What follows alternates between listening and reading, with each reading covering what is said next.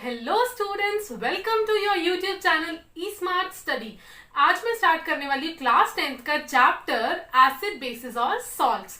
तो ये चैप्टर है केमिस्ट्री का चैप्टर नंबर 2 और बहुत इजी चैप्टर है। तो केमिस्ट्री का हमने एक चैप्टर खत्म कर लिया था, वो था केमिकल रिएक्शंस एंड इक्वेशंस। वो बहुत इजी चैप्टर था। अगर आपने वो वीडियोस नहीं देखी हैं, जल्दी से डिस्क्रिप्शन बॉक्स में जाओ और इतनी छोटी वीडियोस, इतनी क्रिस्प वीडियोस और नोटेड कोई भी कॉन्सेप्ट मैंने उस वीडियोस में नहीं छोड़ा है। अगर आपने वो वीडियो देख ली तो आई गारंटी यू आपका एक नंबर भी कट नहीं सकता, क्योंकि आपने वो वीडियो को पूरा देखा है। बस कंडीशन ये, आपने उस वीडियो को पूरा देखा है और उसके अच्छे से नोट्स प्रिपेयर करे हैं। मैंने उस वीडियो को छोटे से छोटा रखा है और हर कॉन्सेप्ट को मैंने उस वीडियो में डाला। आपका कोई कॉन्सेप्ट उस वीडियो में नहीं छूटा। माई गारंटी इज देयर, आपके मार्क्स फुल आएंगे। Just you have to go through that videos. ऐसी अब मैं नई लेक्चर सीरीज स्टार्ट कर रही हूँ एसिड बेसिस और सॉल्ट्स की। यार ये चैप्टर इतना इजी है ना, बस इसमें थोड़ी बहुत रिएक्शन है जो आपको देखनी पड़ेंगे और मैं इतनी इजी वे से समझाऊंगी, आपके दिमाग में वैसे ही घुस जानी है। तो अब हम स्टार्ट करते हैं एसिड बेसिस और सॉल्ट्स में। तो देखो, हमारे पास जो पूरी केमिस्ट्री में एलिमेंट्स हैं वो है 115। उन एलिमेंट्स को हमने क्लासिफाई करा। क्लासिफाई किया किस बेसिस पे? देखो, एक हम क्लासिफाई करते ना, वो क्लासिफाई करते जैसे नेशनैलिटी से, कि हम इंडियन है, कोई चाइनीज है, जापानीज होगा, वो आपको इजीली आपको पता लग जाएगा कि हाँ ये किसी और कंट्री के, बिकॉज फीचर्स थोड़े से चेंज हो जाते हैं। ऐसे यहाँ पे क्या होता है कि कुछ केमिकल प्रॉपर्टीज होती है। केमिकल प्रॉपर्टीज मतलब कुछ एलिमेंट्स ऐसे रिएक्शंस देते हैं जो कुछ एलिमेंट्स नहीं देते, मतलब उनसे डिफरेंट देते हैं। तो on the basis of the chemical properties हमने कुछ केमिकल रिएक्शंस कराए। उससे क्या होगा कि कुछ ने तो टेस्ट दे दिया था पॉजिटिव, लेकिन कुछ ने पॉजिटिव टेस्ट नहीं दिया। तो उससे हमने एलिमेंट्स को क्लासिफाई किया 3 बेसिस में, मतलब 3 पार्ट्स में, एसिड बेसिस और सॉल्ट। तो ये वीडियो होने वाली है एसिड्स के ऊपर। मैं एसिड्स का सारा कॉन्सेप्ट, सारी चीजें, कौन सी चीज है जो मैं आपको नहीं पढ़ाऊंगी और इतने छोटे वे में पढ़ाऊंगी ना। तो देखो, इसमें सबसे पहली बात है एसिड बेसिस और सॉल्ट्स में सबसे पहले इंडिकेटर क्या होता है। इस वीडियो में हम एसिड्स पढ़ेंगे, उससे पहले ये पता होना चाहिए कि इंडिकेटर क्या होता है। इंडिकेटर क्या होता है? एक डाई होती है। डाई मतलब जिसमें हम कपड़े, जैसे कपड़े जाके डाई हो जाते हैं, कपड़े डाई होते हैं, सिर में कलर लगाते हैं, डाई। तो एक तरह से एक डाई है। इसमें क्या होता है कि जैसे अगर आप इसको किसी एसिडिक सोल्यूशन में डालोगे, किसी बेसिक सोल्यूशन में डालेगी, या तो अपना कलर चेंज कर लेगी, कुछ ना कुछ आपको इंडिकेट कर देगी, अच्छा ये सोल्यूशन कुछ और है, ये सोल्यूशन कुछ और है। सो इंडिकेटर कुछ नहीं होता, एक छोटी सी डाई होती है जिसको आप किसी भी एसिड या बेस सोल्यूशन में डाल के डिफरेंशिएट कर सकते हो कि वो एसिड होगा या बेस होगा। पहले हम इंडिकेटर्स के बारे में पढ़ेंगे। इंडिकेटर्स में हमारे पास 2 कैटेगरीज आ जाती है। एक होते हैं आपके नेचुरल इंडिकेटर्स, एक होते हैं सिंथेटिक इंडिकेटर्स। तो नेचुरल क्या होता है? नेचुरल मतलब जो आपको बना बनाया एटमॉस्फेयर से मिल रहा है। और सिंथेटिक इंडिकेटर्स क्या होते हैं? जो आपको लैबोरेटरीज में प्रिपेयर करने पड़ते हैं। तो नेचुरल इंडिकेटर्स आपके पास 3 तरह के होते हैं। पहला होता है लिटमस पेपर, दूसरा होता है टर्मरिक, तीसरा होता है red cabbage extract. Litmus paper क्या होता है? लिटमस पेपर सबने देखा होगा, ये एक लाइकन से बनता है। लाइकन एक स्पीशीज होती है, आप यहाँ पे देख भी सकते हो। इस पिक में आप देख सकते हो कि आपको लाइकन का प्लांट दिख जाएगा, वो उसी से आपका ये लिटमस पेपर बनता है। लिटमस पेपर 2 तरह के होते हैं, एक होता है रेड लिटमस, एक होता है ब्लू लिटमस। जब आप रेड लिटमस पेपर लेते हो तो वो जो रेड लिटमस पेपर होता है उसको जब आप एसिडिक सोल्यूशन में डालते हो, जब आपको एसिड या बेस गिवन है, आप उसको कैसे टेस्ट करोगे? रेड लिटमस पेपर लोगे, उसको बेसिक सोल्यूशन में डालोगे तो वो रेड लिटमस के कलर को ब्लू कलर में कन्वर्ट कर देगा। आप ऐसे सोचो ना, बी फॉर बेस, तो वो रेड लिटमस को ब्लू कलर में, बी में कन्वर्ट करेगा, ब्लू में कन्वर्ट करेगा। और जो एसिड है वो ब्लू लिटमस पेपर को रेड लिटमस पेपर में कन्वर्ट करेगा। तो इसके लिए आपको डिफरेंट लिटमस पेपर लेने पड़ते हैं। एसिड के लिए आपको ब्लू लिटमस लेना पड़ता है, वो उसको रेड कलर में कन्वर्ट करता है, और बेस के लिए आपको रेड लिटमस लेना पड़ता है, वो उसको ब्लू कलर में कन्वर्ट करता है। दूसरा हमारे पास एग्जाम्पल है यहाँ पे टर्मरिक का। टर्मरिक क्या होती है? टर्मरिक मतलब हल्दी। बिल्कुल, टर्मरिक हल्दी होती है। जैसे अगर कई बार आपने देखा, कई बार कपड़ों पे हल्दी गिर जाती है, जब हम उसे वॉश करते हैं तो वो जो हल्दी होती है वो रेड कलर की जाती है। अच्छा, अब जो हमारे पास सोप सोल्यूशन होता है वो कौन सा होता है? एसिड की base, obviously it's a base. जो हमारा सोप सोल्यूशन होता है वो बेसिक होता है, तो जब उसके ऊपर हम टर्मरिक के ऊपर वो पड़ता है तो वो टर्मरिक को रेड कलर देता है। तो आपको याद रखना है, टर्मरिक जो होती है वो हमारे को बेसिक सोल्यूशन में रेड कलर देती है। तीसरा हमारे पास आता है रेड कैबेज एक्सट्रैक्ट, मतलब लाल गोभी का जूस, रेड कलर की गोभी का जूस। जब उसको हम जूस निकालेंगे तो आप यहाँ पे देख सकते हो, जब हमने उस जूस को एसिडिक सोल्यूशन में रखा तो उसका कलर हो गया था रेड, वेयर एज जब हमने उसको बेसिक सोल्यूशन में रखा तो उसका कलर हो गया था ग्रीन। तो रेड को कैबेज एक्सट्रैक्ट को भी जब एसिडिक सोल्यूशन में रखोगे it will be red as well, और जब हम बेसिक सोल्यूशन में रखेंगे तो उसका कलर क्या हो जाएगा? ग्रीन कलर का हो जाएगा। तो ये हमारे पास 3 इंडिकेटर्स थे, पर ये कौन से थे? नेचुरल। नेचुरल मतलब जो आपको एटमॉस्फेयर ने बने बनाए दिए हैं, आपको ज्यादा उसको मैनिपुलेट करने की जरूरत नहीं है। तो ये है हमारे नेचुरल इंडिकेटर्स। अब हम पढ़ेंगे कुछ सिंथेटिक इंडिकेटर्स जो हमारे पास लैबोरेटरीज में अवेलेबल होते हैं, वहां भी प्रिपेयर भी किए जाते हैं। पास तो यहाँ पे एग्जांपल्स हैं सिंथेटिक इंडिकेटर्स के। सिंथेटिक इंडिकेटर्स के हमारे पास एग्जांपल है, एक है मिथाइल ऑरेंज और एक है फिनोफ्थलीन। तो जो मिथाइल ऑरेंज है उसका नेचुरल कलर होता है ऑरेंज, नाम से ही पता लग रहा है कि इसका नेचुरल कलर होगा ऑरेंज, बिल्कुल। जब आप इसको एसिडिक सोल्यूशन में रखते हो तो इसमें क्या होगा, जब इसे हम एसिडिक सोल्यूशन के अंदर रखते हैं तो इसका कलर हो जाएगा रेड। यार देखो एसिड ज्यादातर कलर कौन सा दे रहा है, लिटमस को भी रेड कर रहा है, जो कैबेज एक्सट्रैक्ट है उसका भी रेड कलर है। तो एसिडिक सोल्यूशन जो है मिथाइल ऑरेंज, वो भी एसिड में कौन सा कलर देगा, रेड कलर का देगा। वेराज जो बेस होगा वो कौन सा कलर देगा, उसको येलो कलर देगा। तो ये चीज आपको पता नहीं चाहिए, आप पिक में भी देख सकते हो कि एक आपको येलो कलर मिलेगा from the basic solution, red colour from the acidic solution. दूसरा इसका एग्जांपल है फिनोफ्थलीन। फिनोफ्थलीन एक इंडिकेटर होता है जो खुद एक कलरलेस इंडिकेटर है, इसका कोई एज कलर नहीं होता, लेकिन जब आप इसको बेस में डालते हो तो बेस में ये कलर देगा रेड या पिंक, पिंकिश कलर देगा, थोड़ा डार्क पिंक या लाइट पिंक आपको कलर देखने को मिलेगा बेस में डालने से, डिपेंड्स ऑन आपने कितनी क्वांटिटी उसमें ऐड करी है। दूसरा एसिडिक सोल्यूशन के अंदर ये बिल्कुल कलरलेस रहेगा, इसका कोई कलर चेंज नहीं देगा। फिनोफ्थलीन खुद भी कलरलेस है, एसिडिक सोल्यूशन में भी वो कलरलेस ही रहता है, लेकिन जो बेस है वो फिनोफ्थलीन को कौन सा कलर दे देता है, पिंक कलर दे देता है। So I hope this is very much clear. तो अब हम चलेंगे आगे वाले कुछ पार्ट पे एसिड्स के। सो नेक्स्ट हमारे पास एग्जांपल है, एक हमने पढ़ लिए नेचुरल इंडिकेटर्स, एक हमने पढ़ सिंथेटिक इंडिकेटर्स, एक हम पढ़ने लगे हैं ऑल्फैक्टरी इंडिकेटर्स। ऑल्फैक्टरी इंडिकेटर्स का मतलब स्मेल। जब हम स्मेल लेते हैं तो हमारे पास तब पता लगता है कि क्या स्मेल आ रही है, तो एसिड या बेस है या कुछ है। तो देखो इसमें आपके पास दो एग्जांपल्स है, एक है ऑनियन एक्सट्रैक्ट, मतलब अनियन का जूस। अनियन का आपने जूस बनाया, जब हम अनियन काटते हैं तो आंखों में से आंसू आते हैं ना, तो उसी का हमने जूस निकाल लेना है, आंसू का नहीं, अनियन का जूस निकालना है। अनियन के जूस को सबसे पहले हमने डालना है एसिड सोल्यूशन के अंदर। एसिडिक सोल्यूशन के अंदर आप देखोगे अनियन की जो स्मेल थी ना वो आ रही है, कि अनियन की स्मेल अभी आ रही है, लेकिन जब मैंने इसको बेस के अंदर डाला तो उसकी स्मेल आनी ही बंद हो गई, अनियन की स्मेल आनी ही बंद होगी। तो इससे आपको पता लग जाएगा कि एक सोल्यूशन एसिड है और एक सोल्यूशन बेस है। इसी का दूसरा एग्जांपल है vanilla extract, vanilla ice cream, vanilla cake. Vanilla जब आप एक्सट्रैक्ट लेते हो तो ऑब्वियसली केक्स में वनीला एक्सट्रैक्ट डलता है, तो फॉर खुशबू वगैरह के लिए तो आप वनीला एक्सट्रैक्ट लोगे। वनीला एक्सट्रैक्ट को एसिड में डाला तो उसकी खुशबू आपको आएगी, लेकिन जब बेस में डाला तो खुशबू नहीं आएगी, बिल्कुल खुशबू नहीं आएगी। तो इससे क्या पता लगा कि वो एक बेसिक सोल्यूशन है। तो अब हम स्टार्ट करेंगे अपना एसिड्स वाला पार्ट, करेंगे एसिड्स को, और एसिड्स को भी हम स्टार्ट करेंगे उनकी प्रॉपर्टीज को समझेंगे, क्योंकि प्रॉपर्टीज को समझेंगे तभी आप एसिड्स को समझ पाओगे। सबसे पहले मैं बता दूं एसिड्स दो तरह के होते हैं, एक होते हैं ऑर्गेनिक। ऑर्गेनिक तो हम सब जानते हैं कि यार सच्चा साफ सुथरा, बिल्कुल ऑर्गेनिक प्रोडक्ट्स चाहिए हमें, तो ऑर्गेनिक सब्जियां चाहिए, ऑर्गेनिक सब कुछ ऑर्गेनिक। तो एसिड्स भी ऑर्गेनिक होते हैं और मिनरल होते हैं। एसिड्स होते हैं ऑर्गेनिक और मिनरल। ऑर्गेनिक एसिड्स वो होते हैं जो आपके डायरेक्टली कहां से मिल जाए, आपको नेचर से मिल रहे हैं, मतलब आपको कोई भी उसमें मैनिपुलेशन, एडल्ट्रेशन नहीं करनी पड़ रही है, मिलावट नहीं करनी पड़ रही है, वो आपको मतलब नेचर ही प्रोवाइड कर रही है ऑर्गेनिक एसिड्स। दूसरे हमारे पास होते हैं जैसे मिनरल एसिड्स। मिनरल एसिड्स होते हैं जो आपको अर्थ के मिनरल से आपको बनाने पड़ते हैं, उनको हम बोलते हैं मिनरल एसिड्स। इसमें हमारे पास एग्जाम्पल है hydrochloric acid HCl, sulphuric acid H2SO4 और एक है nitric acid HNO3।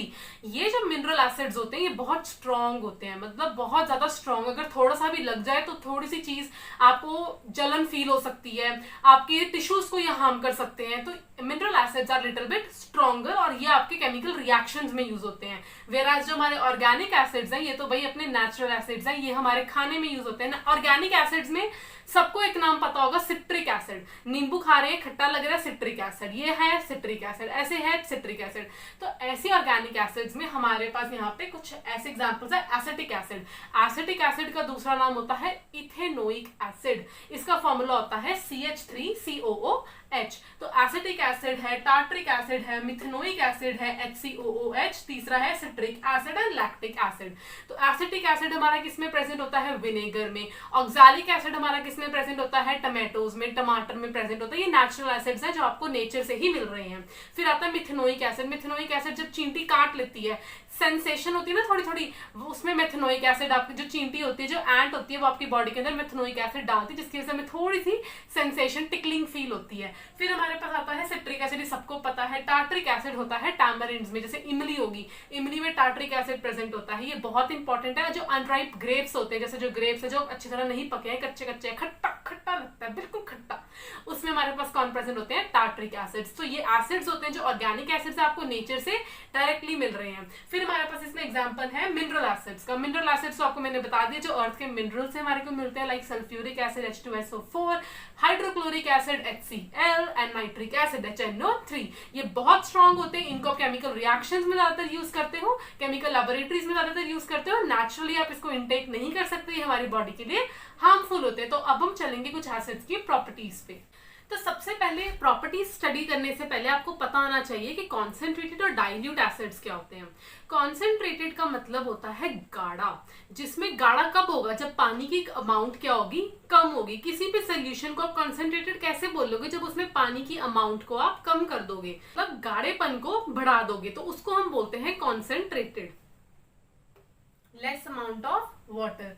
Dilute acids क्या होते हैं, डाइल्यूट एसिड होते हैं जब पानी की जो क्वांटिटी होती है वो बहुत ज्यादा बढ़ा देते हो, मतलब सोल्यूशन के अंदर पानी की क्वांटिटी अच्छी खासी है, आपको दिख रहा है कि पानी अच्छी खासी अमाउंट में प्रेजेंट है, उसको आप बोलते हो डाइल्यूट, मतलब ज्यादा अमाउंट ऑफ वाटर।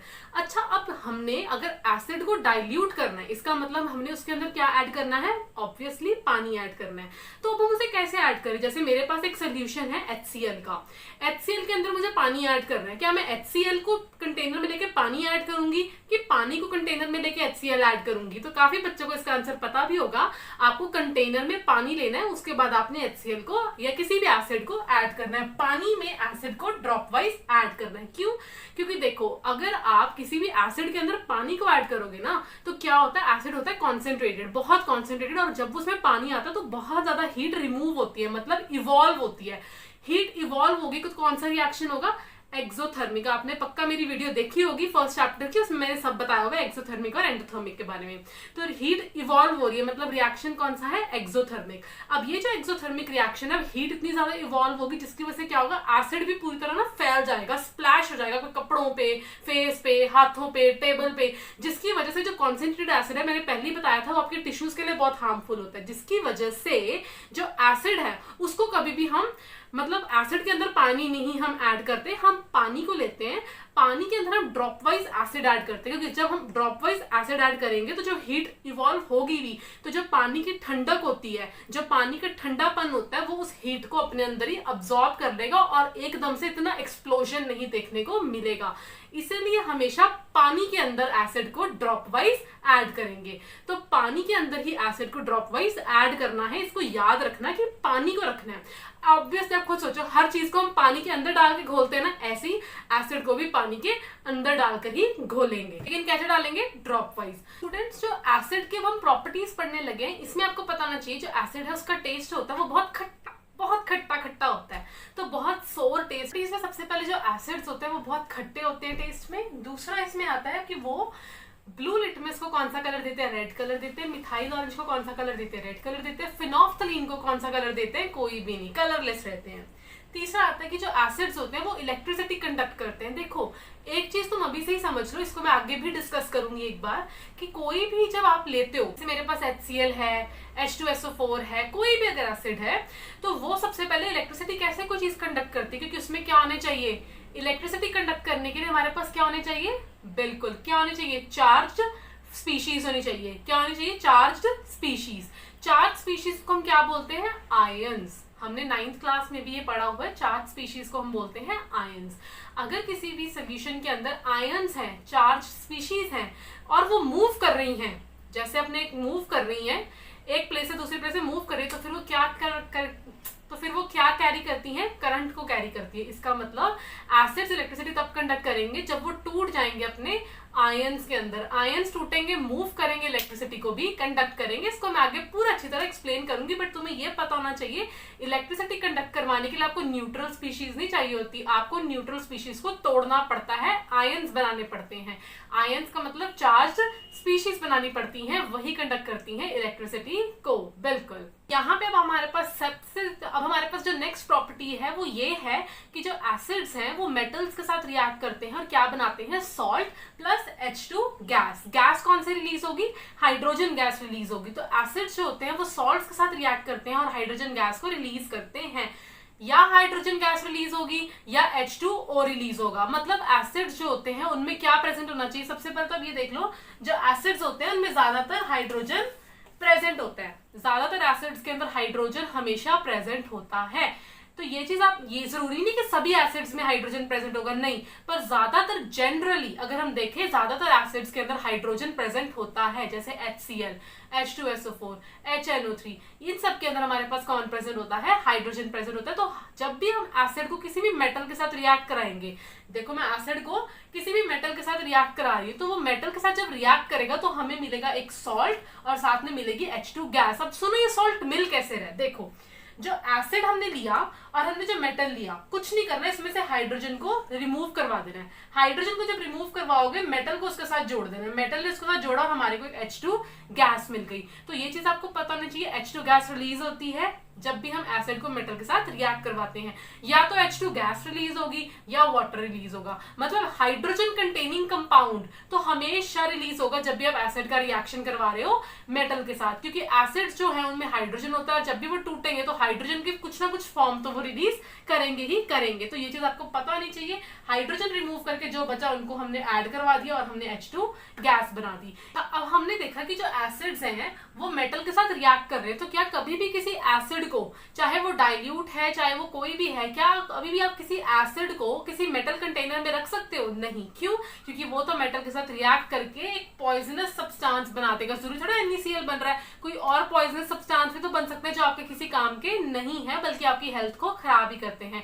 तभी हम एसिड्स को कभी भी किस में नहीं स्टोर करते? मेटल के कंटेनर्स के अंदर, because they react with metals to form certain compounds which are called salts and release the hydrogen gas. और मेटल को वो करोड भी कर देते हो कि मेटल के साथ रिएक्ट करेंगे मेटल की करोजन भी स्टार्ट हो जाएगी। इसको हम आगे भी पढ़ेंगे। सो नेक्स्ट रिएक्शन इज जब आप मेटल को किसी मेटल कार्बोनेट के साथ रिएक्ट करवा रहे हो। मेटल कार्बोनेट्स का मतलब CO3 कार्बोनेट्स के साथ आप रिएक्ट करा रहे हो। जब भी आप एसिड को किसी मेटल कार्बोनेट के साथ रिएक्ट करा रहे हो तो वो क्या बनाएगा? Salt plus CO2 plus H2। अभी हमने एसिड को किससे रिएक्ट करवाया? सिर्फ मेटल से। अब मैं मेटल कार्बोनेट ले रही हूँ। मेटल कार्बोनेट एक कंपाउंड होता है, वो ले लिया, उसके साथ रिएक्ट कराया, तब भी हमारे पास क्या बना? सॉल्ट।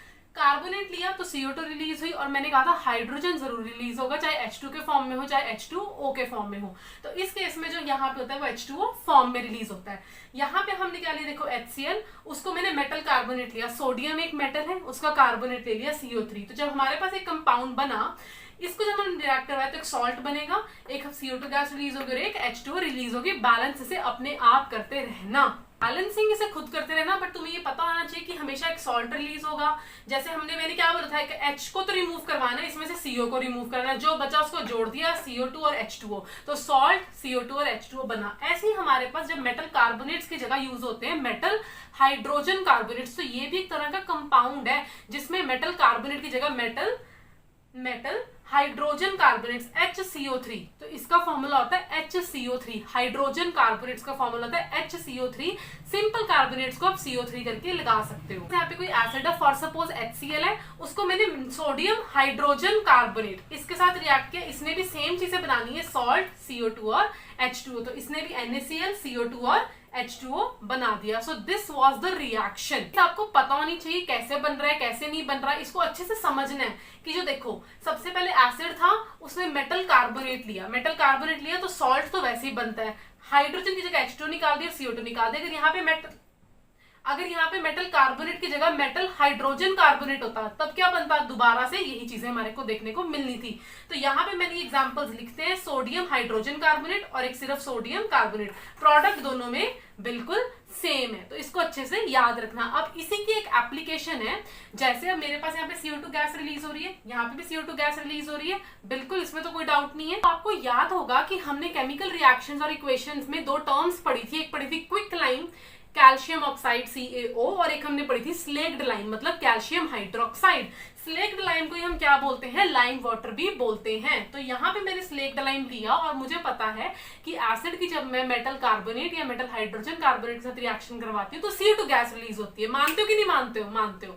जैसे हमारे पास सोडियम कैल्शियम कार्बोनेट है, तो हमने देखा था कि जो स्लेक्ड लाइम होता है या जो लाइम वाटर होता है वो रिएक्ट करता है कार्बन डाइऑक्साइड के साथ और वो PPT बनाता है, जिसको हम व्हाइट वॉश में बोलते हैं। तो ये कैल्शियम कार्बोनेट बनाता है और वाटर। अब जो हमारे पास CO2 है वो तो हमारे पास बनी जा रहा रहा है, एसिड रिएक्ट करी जा रहा है मेटल के साथ, मेटल कार्बोनेट के साथ या मेटल हाइड्रोजन कार्बोनेट के साथ, और कौन सी गैस रिलीज कर रहा है, CO2। तो CO2 बनी जा रहा है, इसका मतलब CO2 आपके पास यहाँ पे एक्सेस में है। एक्सेस मतलब CO2 की कमी नहीं है, CO2 एक बार रिएक्ट करके ये बना रहा है, अभी भी CO2 बच रहा है रिएक्शन में। तो ये जो CO2 बच रहा है ना, ये इसके साथ जो प्रोडक्ट बना है कैल्शियम कार्बोनेट, जो व्हाइट कलर का होता है, इसलिए वो क्या करता है, अभी आप यहाँ पे पिक में देख सकते हो कि एक क्लियर सोल्यूशन है, उसके अंदर जब आपने CO2 को पास किया, मतलब आपने लाइम वाटर के अंदर CO2 को पास किया, तो जो सोल्यूशन का कलर है वो मिल्की हो गया, व्हाइट कलर का हो गया। क्यों हुआ? Because of the presence of calcium carbonate, जो इनकी रिएक्शन से बनती है। अब ये जो कैल्शियम कार्बोनेट है, CO2 तो एक्सेस के अंदर है, तो वो CO2 के साथ और रिएक्ट करेगा और वो क्या बना देगा, कैल्शियम हाइड्रोजन कार्बोनेट। देखो हाइड्रोजन है ना यहाँ पे,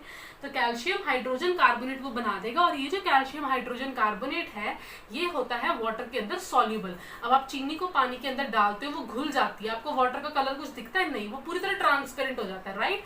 ऐसे अब ये जो होगा पानी के अंदर पूरी तरह घुल जाएगा और पानी आपको फिर से ट्रांसपेरेंट दिखेगा, जैसा कि आप इस पिक में देख सकते हो। तो पहले जब हमने CO2 पास करी, हमारे पास कैल्शियम कार्बोनेट बना, जो कि एक व्हाइट कलर का मिल्की सोल्यूशन दे देता है। फिर उसके बाद जब ये था, एक्सेस CO2 के साथ रिएक्ट करेगा, क्या बनाएगा, calcium hydrogen carbonate which is water soluble. Now this is very important question, ये पूरा बहुत इंपॉर्टेंट क्वेश्चन है, इसे अच्छे से आपको पढ़ना चाहिए, और पढ़ोगे इसके मार्क्स जरूर मिलेंगे। ये बहुत इंपॉर्टेंट है, मैंने आपको रिएक्शंस के थ्रू समझा दिया है, आई होप आपको समझ आया होगा। अब हम चलेंगे कि जो एसिड्स है वो बेस के साथ कैसे रिएक्ट करते हैं।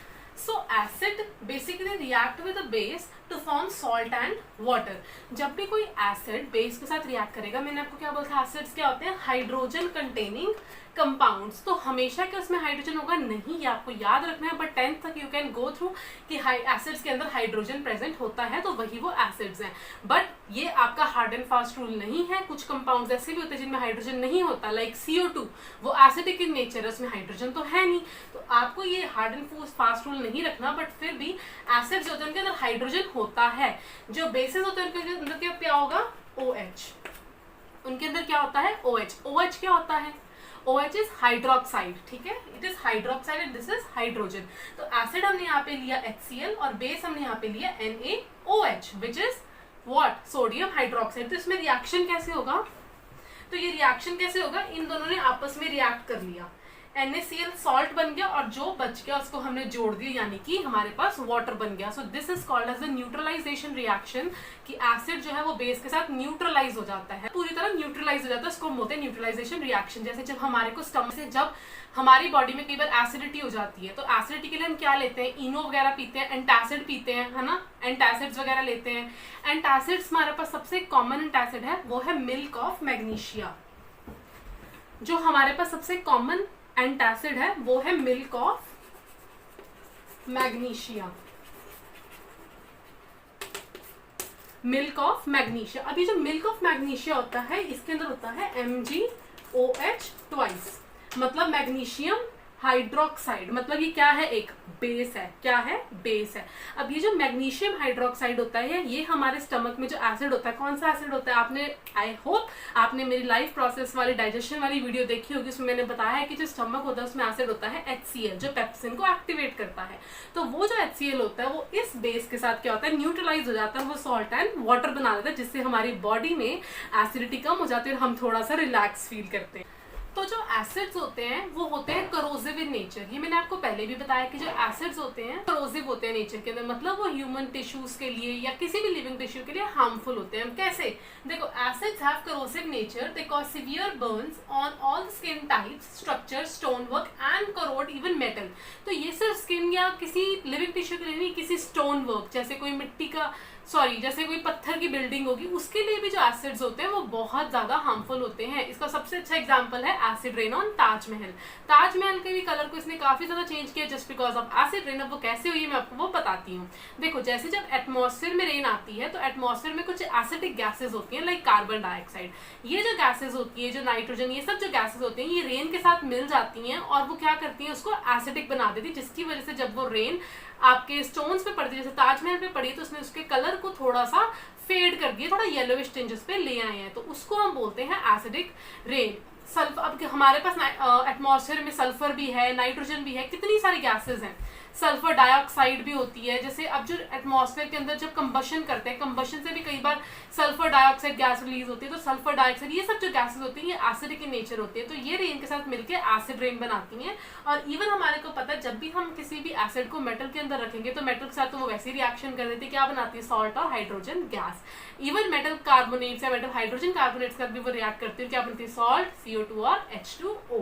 तो ये लिविंग टिश्यूज, इवन सिर्फ एसिड्स ही नहीं, अगर हम स्ट्रॉन्ग बेसिस की बात करें, for example NaOH, sodium hydroxide, KOH, potassium hydroxide, ये सब जो बेसिस होते हैं ये भी करोसिव होते हैं नेचर के अंदर, and they do corrode the metals, the wood और द लिविंग टिश्यूज। तो ये थे हमारे पास corrosive of acids and base. Here is a quick summary of all the reactions. सबसे पहले हम देखेंगे जब एसिड है मेटल के साथ रिएक्ट करता है, बनाता है सॉल्ट और H2। फिर हमने देखा था एसिड जो है वो मेटल कार्बोनेट के साथ रिएक्ट करता है, तो CO2, H2O and salt. Acid जो होता है वो मेटल हाइड्रोजन कार्बोनेट के साथ रिएक्ट करता है, सेम प्रोडक्ट्स। एसिड बेस के साथ रिएक्ट करता है, neutralisation reaction, salt and water. अब हमारे पास एक नई रिएक्शन आई है जब एसिड मेटल ऑक्साइड के साथ रिएक्ट करता है, मतलब मेटल और ऑक्सीजन का एक कॉम्बिनेशन उसके साथ रिएक्ट करता है, तो वो बनाएगा सॉल्ट एंड वाटर। इनके प्रोडक्ट्स हमारे पास सेम बनेंगे, बस यहाँ पे हमारे पास बेस था और यहाँ पे हमारे पास मेटल ऑक्साइड है। इससे हमारे को ये पता चल रहा है जब प्रोडक्ट्स हमें सेम मिल रहे हैं, इसका मतलब जो मेटल ऑक्साइड है वो क्या होता है, बेसिक इन नेचर। मतलब जो मेटल ऑक्साइड्स होते हैं these are basic in nature, तो वो भी एसिड के साथ मिला के आपको एक न्यूट्रल रिएक्शन देता है, सॉल्ट और वाटर बना देते हैं। इसमें हमारे पास एग्जांपल है HCl एक एसिड है, उसका कॉपर ऑक्साइड के साथ रिएक्शन करवाया और हमारे को कॉपर क्लोराइड मिला और वाटर मिला। कॉपर ऑक्साइड जो होता है ब्लैक कलर का, लेकिन जब उसका HCl के साथ रिएक्शन करोगे तो आपको मिल जाता है ब्लू ग्रीन कलर। इसका मतलब क्या बन गया, एक मेटल सॉल्ट बन गया। इसका मतलब एक कॉपर क्लोराइड आपको देखने को मिल गया, साथ में आपको क्या देखने को मिला, वाटर। तो ये भी एक तरह की न्यूट्रलाइजेशन रिएक्शन है जिसमें आप कह सकते हैं metal oxide is basic in nature. इससे आपको यही पता लगता है। So these were the reactions of the acids. तो अब हम पढ़ेंगे व्हाट आर द एसिड्स, मतलब what is common in all the acids. Acids में कॉमन क्या होता है, जो कि मैंने आपको ऑलरेडी बता दिया कि सब में हाइड्रोजन कॉमन होता है, but this is not a very hard and fast rule, only true for this class. Acids में कॉमन क्या होता है कि जब हम उनको पानी के अंदर डिसॉल्व करते हैं, जैसे मैंने कोई भी एसिड लिया उसको पानी के अंदर डिसॉल्व करा, इसे क्या बोलते हैं, डाइल्यूट किया।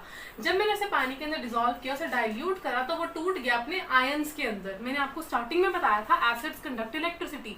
इलेक्ट्रिसिटी कौन कंडक्ट करते हैं, चार्ज स्पीशीज। चार्ज स्पीशीज को क्या बोलते हैं, आयंस बोलते हैं। आयंस बनते कब है, जब एक न्यूट्रल स्पीशीज टूटती है। टूटेगी कब, जब आप उसे पानी के अंदर डिसॉल्व करोगे। तो जब भी आप किसी एसिड को पानी में डिसॉल्व करोगे, आपके पास दो स्पीशीज आएंगी, एक आएंगे H पॉजिटिव आयंस और एक आएंगे Cl नेगेटिव आयंस, या कोई भी जो दो आयंस बनेंगे, मतलब H पॉजिटिव आयन तो हमेशा बनेगा, क्योंकि हमने बोल दिया कि सभी एसिड्स में हाइड्रोजन कॉमन है। अगर हाइड्रोजन कॉमन है तो अगर सभी एसिड्स के अंदर हाइड्रोजन कॉमन है तो जब हम उसे तोड़ेंगे तो H पॉजिटिव आयन तो वहां से बनेगा ही बनेगा, साथ में दूसरा आयन बनेगा जो एसिड के अंदर प्रेजेंट होगा। तो HCl को थोड़ा H पॉजिटिव और Cl नेगेटिव, H2SO4 को थोड़ा H positive SO4 negative, HNO3 को थोड़ा H पॉजिटिव NO3 नेगेटिव। इसका नाम बताओ, नाइट्रिक एसिड। इसका नाम सल्फ्यूरिक एसिड। इसका नाम हाइड्रोक्लोरिक एसिड। तो जब हमने इनको तोड़ा तो H पॉजिटिव और Cl नेगेटिव, और हमें को पता है कि जब भी किसी एलिमेंट के ऊपर चार्ज आ जाए तो वो क्या हो जाता है, आयन, यानी कि चार्ज स्पीशीज। अब जब इनको हम इलेक्ट्रिक करंट में से पास करेंगे, कब होगा, जब इनका एक्वस सोल्यूशन होगा। एक्वस का मतलब पानी के अंदर इनको ऑलरेडी डाइल्यूट करा हुआ है, कॉन्सेंट्रेटेड से नहीं मिलेंगे, एक्वस से ही मिलेंगे। तो हमने इनको तोड़ दिया और हमारे पास आयंस मिल गए। तो यहाँ पे हमने कहा कि इनके अंदर हाइड्रोजन था, वेराज अगर आप ग्लूकोज या अल्कोहल को देखो, इनका फॉर्मूले में भी हाइड्रोजन प्रेजेंट है, C2H5OH C6H12O6, इनके पास भी हाइड्रोजन है। लेकिन जब इनको हमने पानी में डिसॉल्व किया, ये H पॉजिटिव आयंस नहीं दे रहे।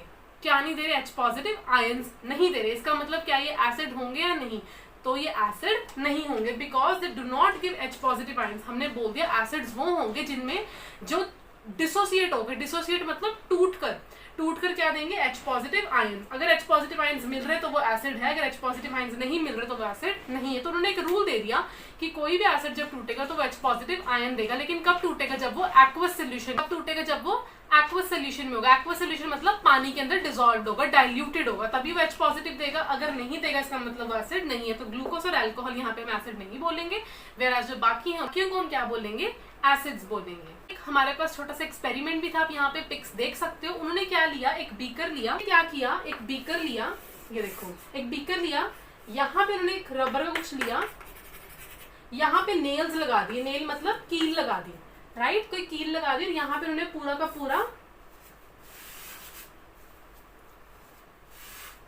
यहाँ पे पूरा का पूरा एक सेटअप लगा है। कैसे, देखो यहाँ पे है एक स्विच, ये एक स्विच है, यहाँ पे लगा दी बैटरी और यहाँ पे लगा दिया एक बल्ब और उसे यहाँ से कनेक्ट कर दिया।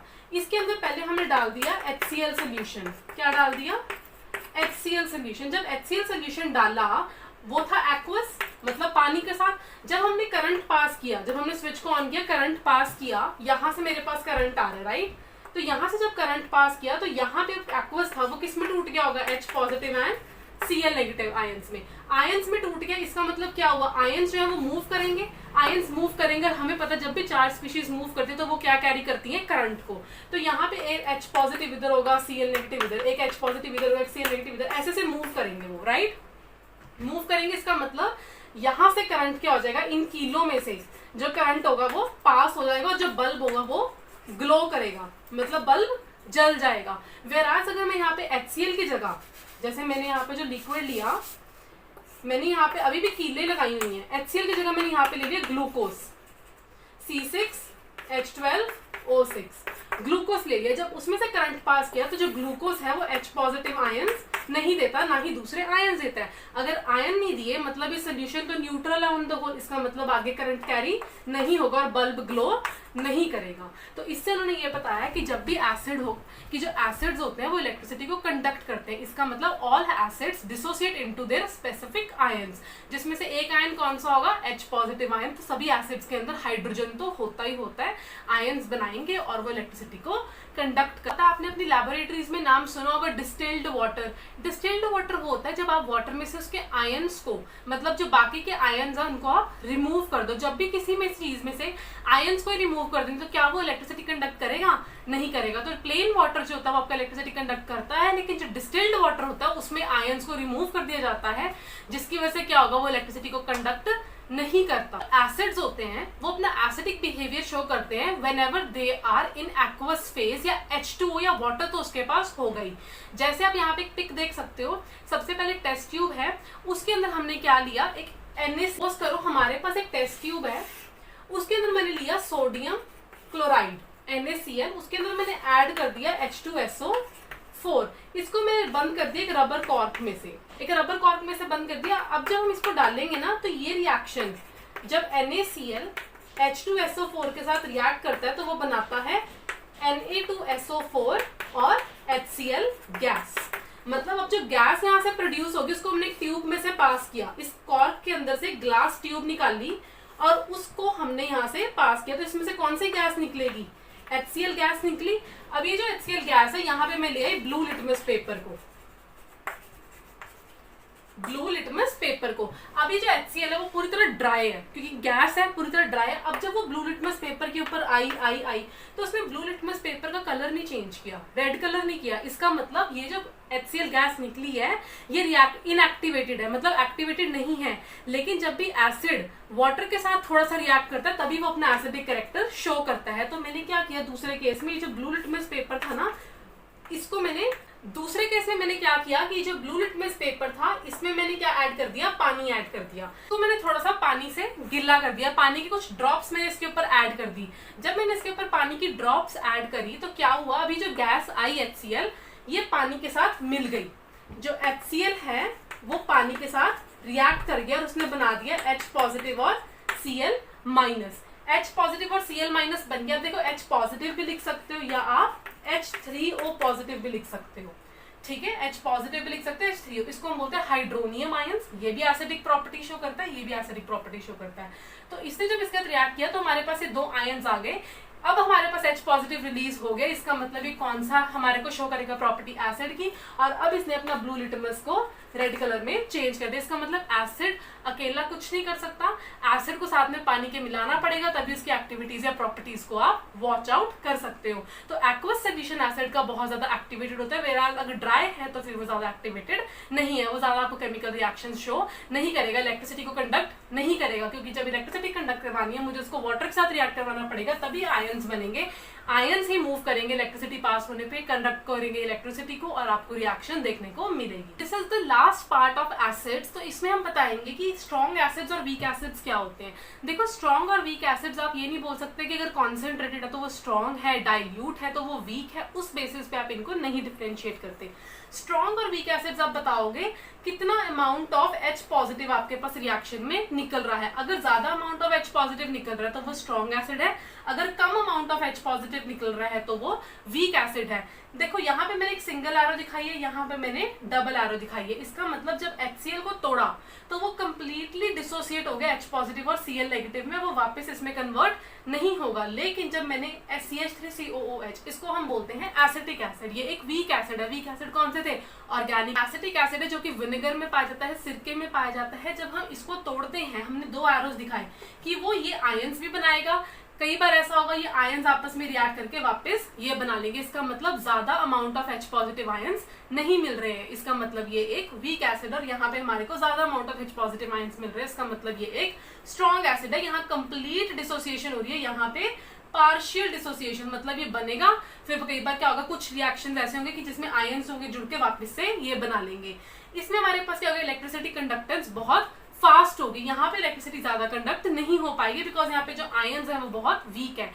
एक चीज याद रखना, जब भी हम किसी सोल्यूशन को हद से ज्यादा डाइल्यूट कर देते हैं, जैसे अगर मैंने इस सोल्यूशन को और ज्यादा डाइल्यूट कर दिया तो उससे क्या होगा, इलेक्ट्रिसिटी कंडक्टेंस क्या हो जाएगी, कम हो जाएगी। क्यों? क्योंकि जो आयंस बने, डाइल्यूट का मतलब क्या हुआ, और पानी ऐड कर दिया। जैसे जो यहाँ पे आयंस बनेंगे H पॉजिटिव आयंस, वो वाटर के साथ, वाटर के आयंस के साथ, जो वाटर होता है वो कैसे टूटता है, H पॉजिटिव और OH नेगेटिव। जो यहाँ पे H पॉजिटिव बनेंगे वो इस OH नेगेटिव के साथ रिएक्ट कर जाएंगे और वो क्या बना देंगे, वाटर। वो क्या बना देंगे, वाटर। इसलिए ज्यादा डाइल्यूशन करने से आपकी जो इलेक्ट्रिसिटी होती है उसकी कंडक्टेंस क्या हो जाती है, कम, क्योंकि जो आयंस बन रहे हैं, क्योंकि जब ज्यादा पानी डालोगे तो आयंस बनेंगे ज्यादा। आयंस ज्यादा बनेंगे तो सही, लेकिन वो आपस में रिएक्ट करके कंपाउंड भी बनाते रहेंगे, जिसकी वजह से क्या हो जाएगा, ज्यादा डाइल्यूशन से जो इलेक्ट्रिसिटी कंडक्टेंस है वो क्या हो जाएगी, कम, क्योंकि आयंस का नंबर हो जाएगा कम, मूवमेंट चार्ज स्पीशीज की हो जाएगी कम, तो यहाँ पे इलेक्ट्रिसिटी कंडक्टेंस हो जाएगी कम। तो आई होप ये चीज आपको समझ आई होगी। फिर उसके बाद हमारे पास लास्ट टॉपिक है यूजेस ऑफ एसिड्स। तो यूजेस ऑफ एसिड्स में एक मैंने आपको बताना था कि मिनरल एसिड्स में, स्ट्रॉन्ग एसिड्स, मिनरल एसिड्स में कौन से, HCl, H2SO4 और HNO3, ये थे हमारे सबसे स्ट्रॉन्ग मिनरल एसिड। ये सबसे ज्यादा स्ट्रॉन्ग होता है, ये बादशाह होता है एसिड्स का। HCl इज वेरी स्ट्रॉन्ग, ये इससे थोड़े वीक होते हैं। ये था सल्फ्यूरिक एसिड। एक होता है हमारे पास सल्फ्यूरस एसिड, H2SO3, राइट। तो ये जो एसिड होता है ये भी थोड़ा वीक होता है। Sulphurous acid is also weak acid, ये भी एक मिनरल एसिड है लेकिन ये वीक है। ऐसे ही हमारे पास मिनरल एसिड में एक और एग्जाम्पल है कार्बोनिक एसिड, कार्बोनिक एसिड। ये जो दो एसिड्स होते हैं ये मिनरल एसिड्स हैं लेकिन ये थोड़े से वीक होते हैं। तो आपको मिनरल एसिड्स में एक्सेप्शन आ सकती है कि मिनरल एसिड के एग्जांपल दो जो वीक है, क्योंकि सारे मिनरल एसिड तो स्ट्रॉन्ग होते हैं। वीक कौन से हैं, carbonic acid and sulphurous acid. Sulphurous, carbonic, ठीक है। ये कौन सा है, सल्फ्यूरिक। ओके, तो दीज आर द एसिड जो मिनरल एसिड होने के बावजूद भी उनकी नाक कटवाते हैं और वो वीक हो जाते हैं। आपको पहले एसिड रेन के बारे में थोड़ा सा इन्फॉर्मेशन दे दी थी कि एसिड रेन बेसिकली कैसे होती है। देखो जो रेन होती है वो ऊपर से एसिडिक नहीं होती है। जब रेन आती है क्लाउड से, मतलब पानी गिर रहा है, मतलब जब रेन आती है तो वो एटमॉस्फेरिक कार्बन डाइऑक्साइड, मैंने आपको बताया था जो कार्बन डाइऑक्साइड होती है it is acidic in nature. CO2 जो होती है वो एसिडिक होती है नेचर के अंदर। तो वो वाटर के साथ, जो रेन वाटर है उसके साथ मिल जाती है और उसके साथ वो क्या बना लेती है, कार्बोनिक एसिड बना लेती है। अब ये जो कार्बोनिक एसिड उसने बनाया, ये जब रेन की फॉर्म में गिरता है, यही हमारी होती है एसिडिक रेन, जो कि मॉन्यूमेंट्स के लिए, जैसे ताजमहल है, मार्बल की बिल्डिंग्स है, उसके लिए बहुत हार्मफुल है बिकॉज वो उनकी थोड़ी बहुत जो सफाई है, स्कल्पचरिंग है, उसको थोड़ा सा अफेक्ट करती है, उनके कलर को डैमेज करती है, उसकी वाइटिशनेस जो प्रॉपर होती है उसको थोड़ा डैमेज करती है। तो यहाँ से हमारे को एसिड रेन का कॉन्सेप्ट देखने को मिलता है। इवन एटमॉस्फेयर में जरूरी नहीं CO2 ही मिलेगी, अदर सल्फाइड्स होते हैं, सल्फर के कंपाउंड्स होते हैं, वो भी हमारे पास एटमॉस्फेयर में प्रेजेंट होते हैं। वो भी एसिड के साथ मिलके, मतलब सॉरी, रेन के साथ मिलके जो रेन हमारे पास उसके साथ जो बनेगी वो भी हमारे पास एसिडिक रेन होगी। तो ये भी हमारे पास कुछ कंपाउंड्स हैं जो कि एटमॉस्फेयर में प्रेजेंट होते हैं। हैं, रेन के साथ रिएक्ट करते हैं, एसिडिक रेन क्रिएट करते हैं, और वो हमारे लिए भी अच्छी नहीं है, इवन अच्छी बिल्डिंग्स के लिए भी अच्छी नहीं है। सो this was all about your concept. अब हम करेंगे कुछ यूजेस ऑफ एसिड्स के भी कुछ यूजेस होते हैं। जैसे हमने पढ़ा कि जो ऑर्गेनिक एसिड्स होते हैं वो खाने की चीजों में यूज हो रहे हैं। जो टार्टरिक एसिड होता है जो किसमें प्रेजेंट होता है, टैमरिंड में। टार्टरिक एसिड मैंने पढ़ाया था अभी, किसमें प्रेजेंट होता है, अनराइप ग्रेप्स में और टैमरिंड में। वो यूज होता है for the formation of baking soda. जो HCl है वो डाइल्यूटेड अमाउंट में आपके कुछ खाने की चीजों में यूज होता है, काफी अच्छी तरह यूज होता है। जैसे सिट्रिक एसिड है वो हमारे बहुत जगह यूज होता है। जो हमारे पास HNO3 है, नाइट्रिक एसिड है, वो पेंट्स में यूज होता है, इवन टेक्सटाइल्स में भी कई बार वो यूज होता है।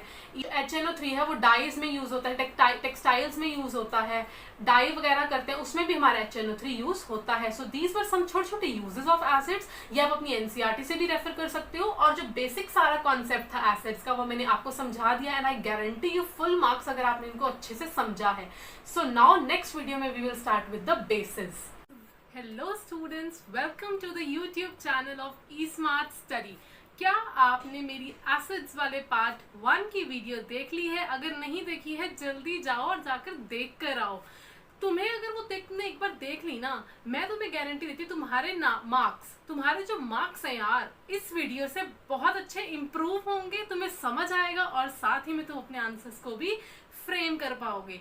तो आज हमारी वीडियो में हमने स्टार्ट करने हैं बेसिस। तो बेसिस हम अच्छे से पढ़ेंगे, पूरी तरह से मैं आपको बेसिस के बारे में, pH के बारे में इस वीडियो में एक्सप्लेन करूंगी। तो do subscribe to my channel and let's start with the video. सबसे पहले तो यार बेसिस होते क्या हैं? बेसिस वो सब्सटेंसेस होते हैं जो एसिड के साथ मिलकर उसको न्यूट्रलाइज करते हैं। तो जितने भी सब्सटेंसेस एसिड्स को न्यूट्रलाइज कर देते हैं उन्हें हम बोलते हैं बेसिस। उसके बाद जी हम पढ़ेंगे व्हाट आर अल्कलीज। तो बेसिस में बेसिकली देखो जितने भी मेटल के ऑक्साइड्स होते हैं और मेटल के हाइड्रोक्साइड्स होते हैं। मेटल के ऑक्साइड्स मतलब जैसे कॉपर ऑक्साइड CuO, मेटल के ऑक्साइड्स होते हैं, they come under the category of bases. दूसरे इसमें एग्जांपल आता है हमारे जो कार्बोनेट्स होते हैं, metal carbonates, metal hydrogen carbonates जिन्हें हम बाइकार्बोनेट्स भी बोलते हैं, वो भी हमारे पास यहाँ पे बेसिस की कैटेगरी में ही आते हैं। मेटल के हाइड्रोक्साइड्स मैंने आपको बताया था, जब भी आपको किसी चीज में OH दिखा मिल जाए इसका मतलब वो ऑलरेडी क्या है, बेस है। So this also includes into the category of basis. उसके बाद हमारे पास एल्कलीज क्या होते हैं? तो एल्कलीज मैंने आपको लास्ट लेक्चर में भी बताया था कि alkalis are the water soluble bases. जितने भी बेसिस जो हैं वो वाटर सॉल्युबल हैं उनको हम बोलते हैं एल्कलीज। सो एल्कलीज में हमारे पास एग्जांपल आते हैं स्ट्रॉन्ग बेसिस जो पानी के अंदर इजीली सॉल्युबलाइज होकर अपने आयंस में डिसोसिएट हो जाएं। इसमें हमारे पास एग्जांपल है NaOH, KOH। NaOH को हम क्या बोलते हैं, sodium hydroxide, this is potassium hydroxide. Now what is common to all the bases? जैसे हमने पढ़ा था एसिड्स में कॉमन क्या होता है कि एसिड्स जो होते हैं वाटर के प्रेजेंस में टूट जाते हैं और अपने आयंस बना लेते हैं, H पॉजिटिव और Cl नेगेटिव, H पॉजिटिव और SO4 नेगेटिव वगैरह वगैरह। ऐसे जो बेसिस होते हैं वो भी टूट के अपने आयंस बना लेते हैं। जैसे NaOH जो है वो टूटेगा Na पॉजिटिव और OH नेगेटिव में, और MgOH जो है वो टूटेगा Mg2 पॉजिटिव और OH नेगेटिव के अंदर। बैलेंसिंग ऑफ आयंस के अपने आप कर लोगे। तो सभी बेसिस में एक चीज कॉमन है कि जो OH नेगेटिव है वो तो in the form of ions बाहर निकल ही रहा है। तो ये चीज आपको पता होनी चाहिए कि bases dissociate to form OH negative ions. अब क्या बेसिस कंडक्ट कर सकते हैं इलेक्ट्रिसिटी? Definitely yes. जब भी वो वाटर के साथ रिएक्ट करके अपने आयंस में ब्रेक कर जाएंगे तो हमारे आयंस बन जाएंगे। Ions are the charge species, जब वो मूव करेंगे दे विल कैरी करंट। तो अब मैं आपको बताऊंगी स्ट्रॉन्ग और वीक बेसिस के बारे में। मैंने ऑलरेडी बात कर ली थी कॉन्सेंट्रेटेड और डाइल्यूट के बारे में in the case of acids. Concentrated मतलब जब पानी की अमाउंट बहुत कम होती है, डाइल्यूट का मतलब पानी की अमाउंट बहुत ज्यादा होती है। तो जब हम यहाँ पे बात करेंगे स्ट्रॉन्ग और वीक बेसिस की, तो जो स्ट्रॉन्ग बेसिस होते हैं उनमें OH नेगेटिव मतलब जब वो बेस डिसोसिएट होंगे तो OH नेगेटिव की अमाउंट जो होगी वो बहुत ज्यादा बढ़ जाएगी। जब वीक बेसिस डिसोसिएट होंगे तो जो OH नेगेटिव है उसकी अमाउंट जो है वो बहुत ज्यादा कम होगी, मतलब ज्यादा स्ट्रांगली वो डिसोसिएट होकर OH नेगेटिव की अमाउंट को इंक्रीज नहीं करेगा। तो जब भी आपको सोल्यूशन में किसी भी बेस को डिसॉल्व करके OH नेगेटिव की अमाउंट ज्यादा मिल रही है, it means it is strong base, और जब कम मिल रही है इट्स अ वीक बेस। इसमें कुछ एग्जांपल्स आपके NaOH, KOOH, जब यहाँ पे आपको कंप्लीट डिसोसिएशन मिल जाती है, कोई भी आपकी रिवर्सिबिलिटी रिएक्शन की नहीं है। यहाँ पे हमारे पास पार्शियल डिसोसिएशन होती है। आपको पता है पार्शियल डिसोसिएशन, आपको पता भी है पार्शियल डिसोसिएशन में मतलब ये वाले एरोज आते हैं कि रिएक्टेंट से प्रोडक्ट भी बन सकता है, प्रोडक्ट से वापस से रिएक्टेंट में भी कन्वर्जन हो सकती है। इसका मतलब एक पार्शियल डिसोसिएशन आपकी यहाँ पे है। मतलब अब हम बेसिस की कुछ प्रॉपर्टी स्टार्ट करेंगे। बेसिस की सबसे पहले प्रॉपर्टी है that they have a bitter taste, मतलब वो टेस्ट में कड़वे होते हैं। दूसरा they have a slippery to touch, मतलब वो सोपी होते हैं, टच में सोप सोल्यूशन होता है, डिटर्जेंट सोल्यूशन होता है, तो ऑल आर बेसिस। तो वहाँ पे आपको सोप इन टच मिलता है। तीसरा होता है they turn red litmus to blue litmus, मतलब रेड लिटमस पेपर को वो ब्लू लिटमस में कन्वर्ट कर देते हैं। Next is they conduct electricity, जैसा कि मैंने अभी बताया जब हम इसको एक्वस सॉल्यूशन में डालते हैं they break up into their ions, और जब वो आयंस मूव करेंगे तो वो इलेक्ट्रिसिटी को कंडक्ट करेंगे। Now last point is, last तो नहीं है, मतलब नेक्स्ट पॉइंट है जब मेटल के साथ बेस रिएक्ट करता है तो क्या बनाता है, मेटल का सॉल्ट बनाएगा और साथ में हाइड्रोजन गैस रिलीज करेगा। Same was gone for the acids, कि जो एसिड्स जब मेटल के साथ रिएक्ट करते हैं तो हाइड्रोजन गैस रिलीज करता है, एक मेटल सॉल्ट बनाता है। तो यहाँ पे मैंने सोडियम हाइड्रोक्साइड लिया, उसको जिंक मेटल के साथ रिएक्शन करवाया तो मेरे पास मिला Na2ZnO2, इसको हम बोलते हैं सोडियम जिंकेट, सोडियम जिंकेट। और साथ में हमारे को कौन सी गैस मिलेगी, H2 गैस मिलेगी। तो यहाँ भी आपको ये चीज पता होनी चाहिए कि H2 गैस मिल रही है जब भी आप किसी एसिड या बेस को मेटल के साथ डायरेक्टली रिएक्ट करा रहे हो, तो हाइड्रोजन गैस तो रिलीज होती ही है। तो हमारी नेक्स्ट रिएक्शन है जब हम बेस को रिएक्ट करवा रहे हैं एसिड के साथ। तो आपको पता ही है ऑलरेडी, जब भी बेस एसिड के साथ रिएक्ट करता है it will form salt and water, इसे हम बोलते हैं न्यूट्रलाइजेशन रिएक्शन। तो जब भी बेस एसिड के साथ रिएक्ट करेगा तो वो सॉल्ट बनाएगा और साथ में वाटर बनाएगा। इसी में हम क्या कर सकते हैं, जब बेस में कौन से आयंस होते हैं, OH नेगेटिव, एसिड में कौन से आयंस होते हैं, H पॉजिटिव, जब वो जुड़ेंगे तो हमारे पास बन जाएगा water which is already neutral. तो इसको भी हम न्यूट्रलाइजेशन रिएक्शन में काउंट कर सकते हैं, बट यहाँ पे हम आयंस इन्वॉल्व कर रहे हैं rather than the neutral molecules. यहाँ पे neutral compounds, actually neutral compounds. तो यहाँ पे हम क्या कर रहे हैं, जब बेस को रिएक्ट करवा रहे हैं नॉन मेटल ऑक्साइड के साथ, हमने एसिड को रिएक्ट करवाया था मेटल ऑक्साइड के साथ, लेकिन मेटल ऑक्साइड जो होते हैं वो बेस होते हैं। तो बेस को मेटल ऑक्साइड के तो रिएक्शन नहीं करवाएंगे क्योंकि बेस का रिएक्शन करेगा फिर तो यहाँ पे हम बेस को रिएक्शन करवाते हैं नॉन मेटल ऑक्साइड के साथ, ये होते हैं एसिडिक इन नेचर। अब ये एसिडिक होते तो ये भी क्या बनाएंगे, salt and water, therefore neutralisation reaction मिलेगी आपको। यहाँ पे मेटल सॉल्ट मिल जाएगा।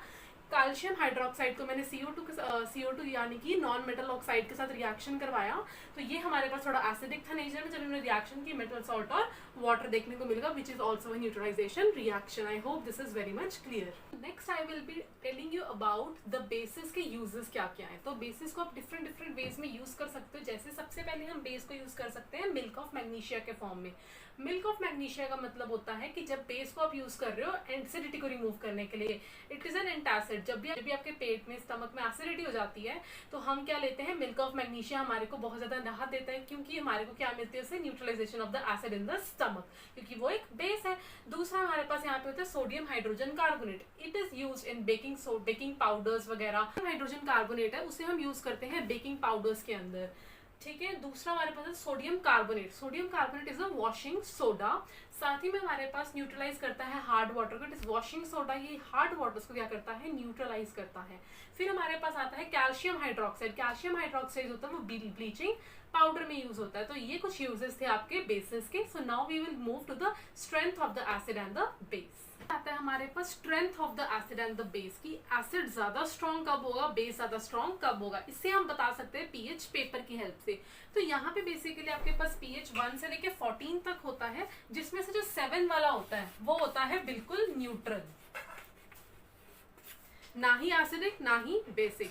लेकिन जब 7 से कम आओगे, जब भी पीएच आपका 7 से कम होगा, 7 से कम इसका मतलब वो एसिड की तरफ जा रहा है, और 7 से ज्यादा होगा इसका मतलब वो बेस की तरफ जा रहा है। अब आपके पास एक यहाँ पे वर्ड्स आते हैं, जैसे अब यहाँ पे आपके पास एक सेंटेंस आता है कि जितना कम पीएच उतनी ही ज्यादा एसिडिटी। इसका मतलब ये है कि 1 और 2 है पीएच है 1 और पीएच 2, ज्यादा एसिडिक कौन सा होगा, 1 वाला। तो मैंने एरो इसी साइड लगाया कि जैसे जैसे आप यहाँ से यहाँ जाते रहोगे एसिडिक स्ट्रेंथ इंक्रीज होती रहेगी। मतलब 1 की एसिडिटी ज्यादा होगी एज कम्पेयर टू 2 की ज्यादा होगी एज कम्पेयर टू 3। यहाँ पे ऑब्वियसली 0 भी आता है, 0 की एसिडिटी ज्यादा होगी as compare to 1।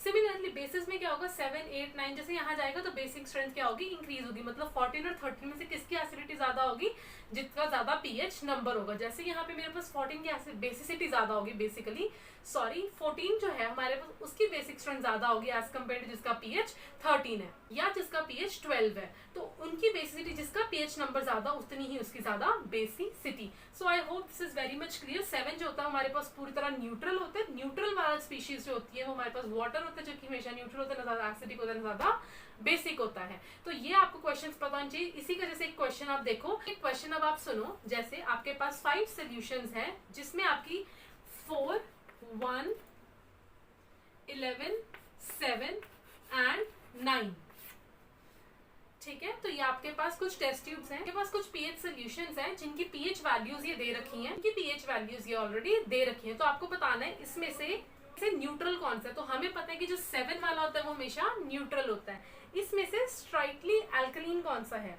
Slightly alkaline, strongly alkaline, sorry, इसमें से स्ट्रॉन्गली एल्कलीन कौन सा? स्ट्रॉन्गली एल्कलीन का मतलब क्या होता है? जिसका पीएच सबसे ज्यादा, मतलब 11। अब इसमें से स्ट्रॉन्गली एसिडिक कौन सा? जिसका पीएच सबसे कम, यानी कि 1।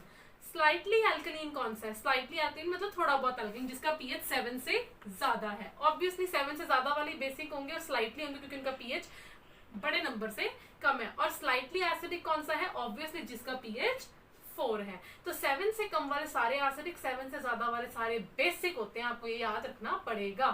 आपको पता होना चाहिए। यहाँ पे मैं एक टेबल लगा दूंगी, इसमें आपको डिफरेंट कलर्स दिख सकते हैं।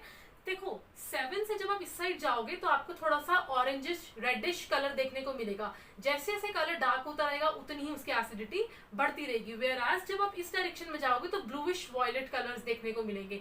जैसे जैसे आगे जाओगे बेसिसिटी बढ़ती रहेगी और कलर उतना ही डार्क होता रहेगा। जितना डार्क कलर उतनी ज्यादा बेसिक स्ट्रेंथ, जितना कम कलर उतनी कम बेसिक या एसिडिक स्ट्रेंथ।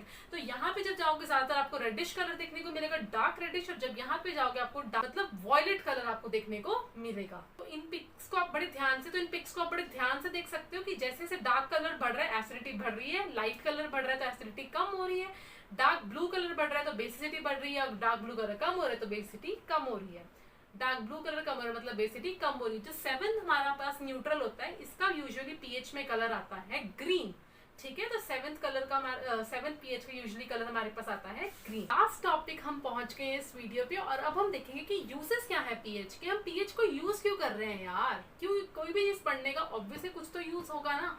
तो अब हम यहाँ पे इसे देखेंगे क्यों यूज कर रहे हैं। जैसे सबसे पहले हमारे पेट में जब हो जाती है एसिडिटी, बहुत खाई गए, शादी में गए या पूरे दिन कुछ नहीं खाया, रात को वही खाई गए। घर वाले कहते हैं हमने घर जाके खाना नहीं बनाना, अभी खा लो जितना खाना है। ऐसा ही होता है, तो खाई जाओ, जिसकी वजह से क्या होता है आपके पेट में क्या हो जाती है? एसिडिटी। जब एसिडिटी हो जाती है आपको बहुत ज्यादा तकलीफ होती है सोने में, करने में, क्योंकि आपको बहुत ज्यादा प्रॉब्लम क्रिएट करती है कि एसिडिटी जो होती है वो ढंग से काम भी नहीं करने देती है। तो इसकी वजह से क्या होता है, हम कोई भी लेते हैं एंटासिड। एंटासिड में मैंने कितनी बार एग्जांपल बता दिया, मिल्क ऑफ मैग्नीशिया का, उसके अंदर मैग्नीशियम हाइड्रोक्साइड प्रेजेंट होता है। और दूसरा हमारे इसमें एग्जांपल है सोडियम हाइड्रोजन कार्बोनेट, इसको हम सोडियम बाइकार्बोनेट भी बोलते हैं। तो ये तो चीजें होती है जब आप कोई भी चीज लेते हो एसिडिटी को न्यूट्रलाइज करने में, उनमें ये चीजें प्रेजेंट ऑलरेडी होती है। तो sodium hydrogen carbonate containing compounds as well as milk of magnesia is very much good for neutralising the acid in your stomach and release the acidity. दूसरा हमारे इसमें एग्जांपल है टूथ डीके।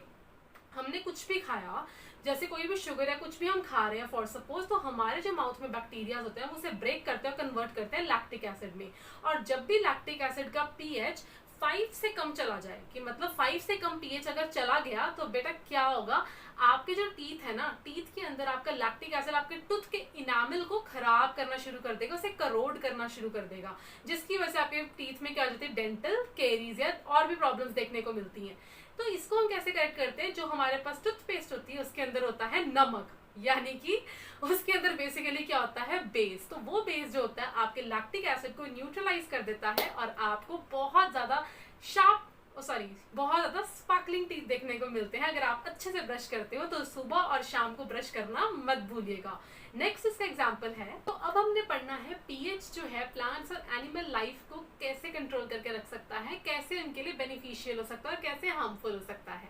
तो देखो जो प्लांट्स होते हैं ना, उसमें क्या होता है, पीएच जो होता है वो 7 का अगर होगा सॉइल का तो बहुत अच्छा वो वर्क कर लेगा। वो 7 के जो पीएच है वो क्लोज होना चाहिए, आसपास होना चाहिए। ज्यादा कम होगा, ज्यादा बेसिक होगा तो जो हमारा सॉइल होगा भाई वो अच्छे से काम नहीं करेगा, अच्छे से आपको क्रॉप प्रोडक्शन नहीं करके देगा। तो सॉइल का जब भी पीएच बिगड़ जाता है ना, तो उसमें हम ना कोई या तो फर्टिलाइजर ऐड करते हैं या कोई ना कोई मेडिसिन ऐड करते हैं, ताकि ऑब्वियस उसमें बेस होगा, ताकि हमारा सॉइल का पीएच दोबारा से मेंटेन हो पाए और हमें अच्छी क्रॉप्स दे पाए। तो यहाँ पे हम सॉइल के पीएच को कंट्रोल करने के लिए हम ऐड कर सकते हैं अगर, क्योंकि जो पीएच होता है वो ज्यादातर क्या होता है, मोस्ट ऑफन सॉइल का पीएच होता है ना, वो होता है हमारा एसिडिक। तो एसिडिक पीएच को कंट्रोल करने के लिए हम उसमें बेसिस ऐड करते हैं। बेसिस में आप क्या क्या ऐड कर सकते हो? Quicklime, calcium oxide, slaked lime, calcium hydroxide और कैल्शियम कार्बोनेट यानी कि चॉक। जब आप वो ऐड कर दोगे अपने फील्ड में या सॉइल में, तो वो थोड़ा सा उससे न्यूट्रलाइज हो जाएगा और आपके क्रॉप्स को भी अफेक्ट ज्यादा नहीं करेगा। तो दूसरा हमारे पास एग्जांपल है एनिमल्स। एनिमल्स की जो बॉडी होती है वो नॉर्मली फंक्शन करती है पीएच ऑफ 7 या 7.8 के करीब, तो इसमें बहुत अच्छे से वो ऑलरेडी फंक्शन कर रही होती है। लेकिन अगर आपके पीएच थोड़ी सी गड़बड़ हो गई तो बेचारे जो एक्वाटिक एनिमल्स हैं, दूसरे एनिमल्स है, वो सर्वाइव नहीं कर पाते हैं। जैसे जब भी रेन के अंदर हमारे को पता है एसिडिक गैसेस जब मिलती है तो वो एसिड रेन क्रिएट करती है, और जब भी रेन का पीएच 5.8 से 5.6 से, जब भी रेन का पीएच, ये बहुत इंपॉर्टेंट क्वेश्चन है, जब भी रेन का पीएच 5.6 के बराबर हो या ऑब्वियसली 5.6 से कम हो, मतलब 5.6 एक अलार्मिंग सिचुएशन है, अगर इसके बराबर भी होगा तो भी आपकी कौन सी रेन होगी, एसिड रेन। और एसिड रेंज अगर पॉन्ड्स में जाएगी जिसका ऑलरेडी पीएच हमारा कम हो चुका होगा, जो इससे कम होगा, जो ऑलरेडी एनिमल्स में एसिडिटी क्रिएट कर रही है, तो ये जो पीएच होगा उस पानी के अंदर जाके उसे और एसिडिक बनाएगा, और जितनी भी एक्वाटिक लाइफ या फिशेस है वो इजीली वहां पे सर्वाइव नहीं कर पाएंगे and they will ultimately die off. तो आपकी जो बॉडी है या जो एनिमल्स की बॉडी है उनकी नॉर्मल रेंज ये है, लेकिन अगर रेन में भी एसिडिटी आ जाएगी तो पानी के अंदर जाएगा, एसिडिटी क्रिएट होगी, और एक्वाटिक लाइफ के लिए वो बहुत ज्यादा हार्मफुल है। Even for humans acid rain is also not good. Even for humans, this is the pH range in which your body functions very much efficiently. तो अब मैं आपको बताऊंगी, तो इसके लिए हम क्या करते हैं कि एसिड जो आपके एसिडिटी हो जाती है पॉन्ड्स में या कहीं भी, तो उसमें हम ऐड करते हैं कैल्शियम कार्बोनेट। कैल्शियम कार्बोनेट को ऐड किया जाता है, जिससे क्या होता है कि आपकी जो पॉन्ड्स हैं उनकी एसिडिटी भी काफी ज्यादा रिड्यूस हो जाती है। जितनी भी लेक्स हैं, पॉन्ड्स हैं, उसमें आप देख सकते हैं इस पिक में कैसे कैल्शियम कार्बोनेट को ऐड किया जाता है ताकि उसकी एसिडिटी को रिड्यूस किया जाए और हमारी एक्वाटिक लाइफ सर्वाइव कर सके। So now the last example of this is, तो जी अब लास्ट आपका इसका एग्जाम्पल है कि जो पीएच है, कि जो हमारे एसिड्स और बेस होते हैं वो प्लांट्स और एनिमल्स कैसे यूज करते हैं अपने आप को प्रोटेक्ट करने में। जैसे हमारे पास क्या होता है, जब भी कोई एसिड या बेसिक चीज आपकी स्किन के साथ अटैच होती है, आपकी स्किन के साथ कांटेक्ट में आती है, तो आपको थोड़ी सी बर्निंग सेंसेशन फील होती है, तो उसको न्यूट्रलाइज करने के लिए ऑब्वियसली आप उसका ऑपोजिट चीज ऐड करोगे।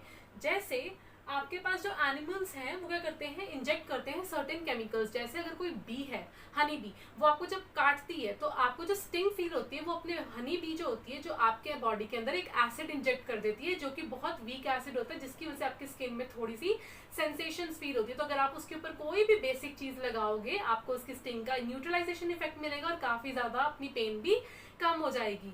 दूसरी चीज आपके पास है वास्प स्टिंग। वास्प की जब आपको काटेगा तो आपके बॉडी के अंदर वो बेस इंजेक्ट करेगा, तो बेस इंजेक्ट करेगा तो उसको कौन न्यूट्रलाइज करेगा, ऑब्वियसली एसिड, जो कि वीक एसिड होना चाहिए ऑब्वियसली।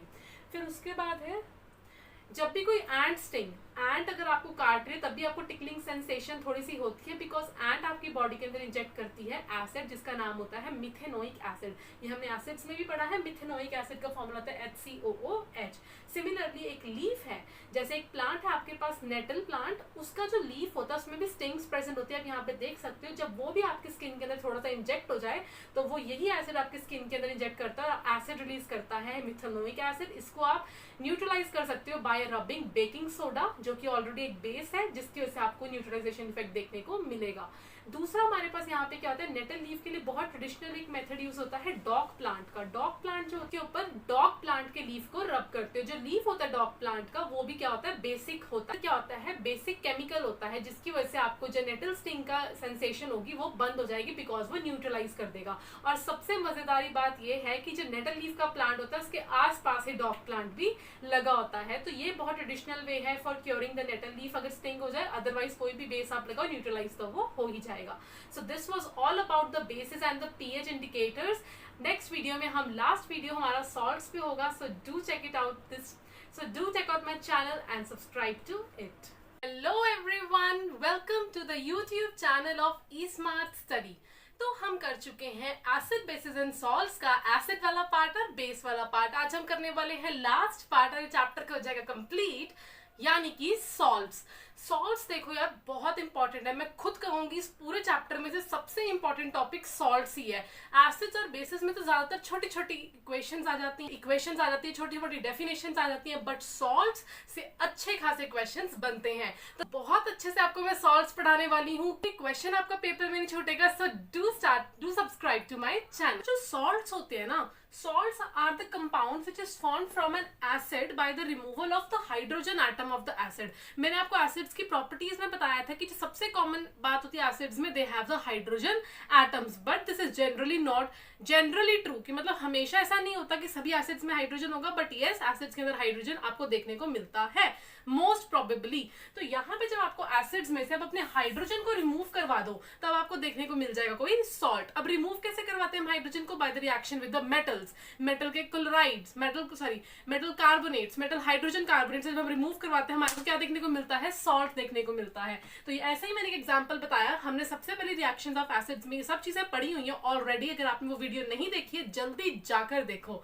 तो यहाँ पे हमने क्या किया, एक एसिड लिया, उसको मेटल के साथ रिएक्ट कराया और हमारे पास एक सोडियम क्लोराइड बन गया। तो ये हमारे पास जो मेटल था, सोडियम मेटल था, उसने हाइड्रोजन ऑफ द एसिड को रिमूव कर दिया और उसकी जगह पे आके लग गया, साथ में H2 गैस हमारी रिलीज कर दी। तो ये जो हमारे पास मेटल का क्लोराइड बना इसको हम बोलते हैं सॉल्ट्स। तो यहाँ पे जितने भी मेटल के क्लोराइड्स होते हैं, कार्बोनेट्स होते हैं, सल्फेट्स होते हैं, नाइट्रेट्स होते हैं, ये सब चीजें जो होती है they come under the category of salts. तो metal chlorides, metal carbonates, metal nitrates, metal sulphates, metal acetates, ये सब जो होते हैं वो हमारे पास क्या होते हैं? सॉल्ट्स होते हैं। आपको ये चीज पता होनी चाहिए।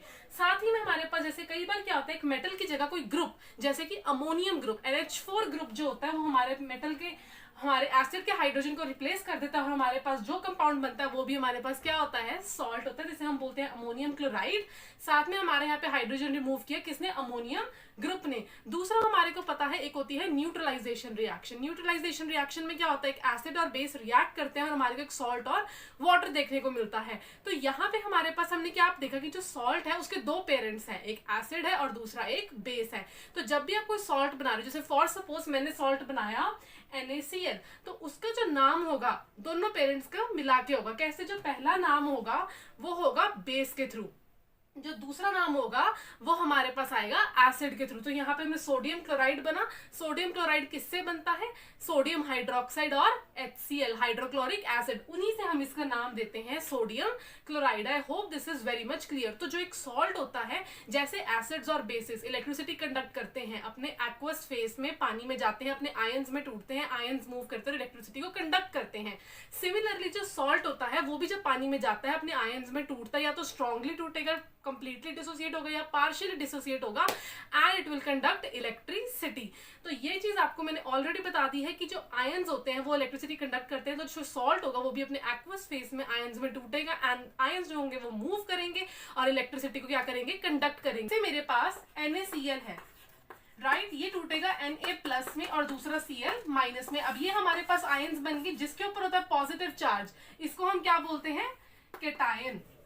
और जिसके ऊपर होता है नेगेटिव चार्ज इसे हम बोलते हैं अनायन, राइट। तो जिसके ऊपर पॉजिटिव चार्ज होता है हम कैटायंस बोलते हैं, नेगेटिव चार्ज होता है अनायंस बोलते हैं। इलेक्ट्रिसिटी के प्रेजेंस में they will move and hence they will conduct electricity. I hope this is very much clear. उन्होंने क्वेश्चन दिया कि आपके पास K2SO4 है, बताओ ये एक सॉल्ट है, इसका एसिड क्या और बेस क्या? तो मुझे पता है पहला पार्ट हमेशा किससे आएगा? बेस से।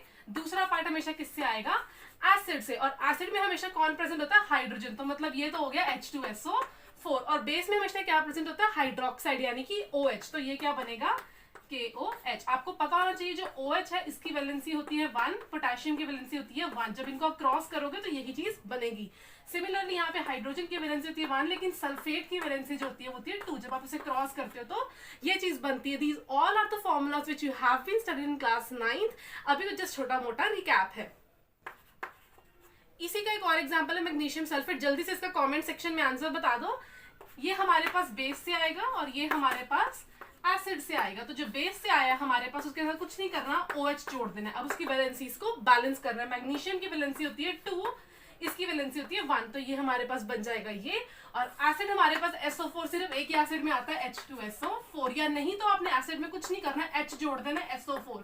अब वैलेंसीज को बैलेंस करो। H की वैलेंसी 1, SO4 की वैलेंसी 2, दोनों को क्रॉस करो, आपके पास ऑलरेडी ये बन जाएगा। सो ये छोटी छोटी ट्रिक्स हैं जो आपको याद रखनी है। एग्जाम्पल देखते हैं अमोनियम क्लोराइड का। ये भी एक सॉल्ट है, ये है हमारा बेस, OH जोड़ दो, ये है हमारा एसिड। इस अब हम इस देखेंगे क्या ये करेक्ट है? H की वैलेंसी 1, Cl की वैलेंसी 1, बिल्कुल जी करेक्ट है। ये हमारा करेक्ट है। NH4 की वैलेंसी 1, OH की वैलेंसी 1, बिल्कुल जी ये भी करेक्ट है। तो ये इसका बेस और ये इसका एसिड। आई होप ये आपको बहुत अच्छे से समझ आया होगा। pH ऑफ सॉल्ट पे पीएच ऑफ सॉल्ट। राइटिंग ठीक है ना? ये क्या लिखा है? सॉल्ट, बिल्कुल। अब हम आते हैं पीएच ऑफ सॉल्ट पे। पीएच ऑफ सॉल्ट दिखाता है कि क्या वो ज्यादा एसिडिक है या वो बेसिक है या वो न्यूट्रल है। तो देखो, जब भी हमारा सॉल्ट बनेगा स्ट्रॉन्ग बेस और स्ट्रॉन्ग एसिड से, तब हमारा हमेशा न्यूट्रल होगा, मतलब पीएच क्या होगा? 7। ठीक है। इसमें एग्जांपल आता है हमारे पास sodium hydroxide, it is a strong base and strong acid. इससे सॉल्ट बनता है NaCl and water. Okay, example है पीएच में ही जब हमारा सॉल्ट सोल्यूशन होगा वो एसिडिक होगा। अब ये कैसे पता चलेगा? इसका मतलब हमारे पास जो यहाँ पे बेस था वो वीक था, लेकिन जो हमारे पास एसिड था वो बहुत स्ट्रॉन्ग था। इसका मतलब जो हमारे पास ओवरऑल सॉल्ट बनेगा वो क्या होगा? Acidic in nature. तो यहाँ पे हमारे पास एग्जांपल आता है NH4Cl का। ये हमारा किससे बना होता है? NH4OH और HCl। ये होता है बहुत ही ज्यादा वीक बेस और ये होता है जी हमारा स्ट्रॉन्ग एसिड। तो इनसे जो हमारा सॉल्ट बना वो ये बना, साथ में बनाएगा वाटर। ये जो होगा हमारा सॉल्ट होगा, लेकिन ये क्या होगा? एसिडिक इन नेचर, बिकॉज इसके अंदर जो एसिड है वो हमारा स्ट्रॉन्ग है। सिमिलरली जब हमारा सॉल्ट बेसिक होगा, सॉल्ट सोल्यूशन बेसिक होगा, वो कैसे बनेगा? ऑब्वियसली एसिड यहाँ पे हमारा वीक हो जाएगा और बेस हमारा यहाँ पे स्ट्रॉन्ग हो जाएगा। जैसे हमारे पास एक सॉल्ट है सोडियम कार्बोनेट। अब ये हमारा जो बेस है इसमें वो है NaOH और जो एसिड है हमारा H2CO3। जल्दी बताइए कौन सा एसिड है? एक मिनरल एसिड है जो कि वीक होता है, जिसका नाम होता है कार्बोनिक एसिड। तो जब ये दोनों जुड़ते हैं हमारे पास ये सॉल्ट बनाते हैं और साथ में वाटर बनाता है। ये ज्यादा हमारा स्ट्रॉन्ग है, ये बेचारा हमारा वीक है, तो हमारे पास जो सोल्यूशन बनेगा it will B basic in nature. ठीक है जी, ये समझ आ गया। तो पीएच आपको समझ आ गया होगा, सॉल्ट का एसिडिक सोल्यूशन होगा या बेसिक होगा या न्यूट्रल होगा। अगर दोनों स्ट्रॉन्ग तो न्यूट्रल, अगर एक स्ट्रॉन्ग तो एसिडिक, अगर दूसरा स्ट्रॉन्ग तो बेसिक। हम बात करेंगे अपने कॉमन सॉल्ट के ऊपर। कॉमन सॉल्ट जो हमारे घरों में प्रेजेंट होता है, यानी कि NaCl, इसको हम क्या बोलते हैं? Sodium chloride. ये होता है बिल्कुल न्यूट्रल। ये बनता कैसे है? NaOH से और HCl से ये बनेगा और साथ में क्या बनता है? हमारा वाटर। ये जो कॉमन सॉल्ट हमारे पास बना, इसको हम ऑब्टेन कैसे करते हैं? ये कहीं से तो हमें मिल रहा है, ऑब्वियसली ऐसे तो नहीं प्रकट होता रहता अपने आप, कहीं से तो मिलता है। जो हमारे सीज होते हैं, है ना, जो हमारे समुद्र होते हैं, उनके अंदर होता है नमक, या हमारे टूथपेस्ट में भी नमक होता है जो हमारे सीज होते हैं उसमें होता है नमक। तो यहाँ पे क्या होता है? उन सीज का पानी लिया जाता है, बड़े बड़े पॉन्ड्स या लेक्स में रखा जाता है और सन के थ्रू उनको इवेपोरेट करवाया जाता है। तो जब पानी इवेपोरेट हो जाएगा, नीचे क्या बच जाएगा? Solid salt. तो यहाँ से हम अपने सॉल्ट को प्रिपेयर कर सकते हैं, लेकिन क्या वो सॉल्ट प्योर होगा? नहीं होगा, बिल्कुल नहीं होगा, क्योंकि यार इसमें कितना कुछ मिक्स होगा ना। सॉस, सी सॉल्ट भी प्रेजेंट होगा, सॉल्ट भी प्रेजेंट होगा और भी इंप्योरिटीज प्रेजेंट होंगी। तो क्या होता है? उसके बाद हम इसको अपने घर लेके आते हैं, जो सी सॉल्ट होता है ना, उसको घर लेके आते हैं, घर में आके हम उसे प्योर करते हैं। ऐसा पॉसिबल है? नहीं है, ऑब्वियसली। इसका मतलब जो हमारे पास अब इम्प्योर सॉल्ट मिला हमें, उसको लेबोरेटरी इंडस्ट्रीज के अंदर जाके प्योरीफाई किया जाता है, फिर उन्हें मार्केट्स में बेचा जाता है और हम अपने घर में लेके आके उसे यूज करते हैं। दूसरा हम यहाँ पे यूज कर सकते हैं रॉक सॉल्ट। देखो, ऐसा माना जाता है कि बहुत एशियन टाइम्स पहले, बहुत हजारों सालों पहले जो हमारे समुद्र थे वो बेचारे सूख गए। जब वो सूख गए, उनका सॉल्ट बच गया। उनका जो सॉल्ट था वो अर्थ के ही क्रस्ट के अंदर, जो अर्थ का जो माइनिंग्स होती है, जैसे अर्थ की, जैसे हम कोल की माइनिंग करते हैं, उन जो हमारे deep with in the earth, वो हमारा जमता गया और उनकी बहुत बड़ी बड़ी रॉक्स बन गई। किसकी रॉक बनी? सॉल्ट की रॉक बनी। इसलिए हम उनको बोलते हैं रॉक सॉल्ट्स। रॉक सॉल्ट्स क्योंकि वो जो सॉल्ट्स थे उनकी इतनी बड़ी बड़ी चट्टानें बन गई, फिर उनको तोड़ के रॉक्स की तरह हम, मतलब सॉल्ट की तरह हम यूज करते हैं। तो इसलिए हम इसको बोलते हैं रॉक सॉल्ट। तो दो तरह से हमारे पास जो सॉल्ट्स है वो हमने ऑब्टेन करे। अब यूजेस ऑफ कॉमन सॉल्ट। तो यूजेस तो कॉमन सॉल्ट के बहुत कॉमन है भाई, हम अपने घर में यूज करते हैं, खाना बनाने में, हमारे टूथपेस्ट में नमक होता है, बार बार टूथपेस्ट में नमक बोलती है। हमारा एक कॉमन सॉल्ट है ना, वो हमारी बहुत सारी चीजें बनाने का एक इनिशिएटर होता है।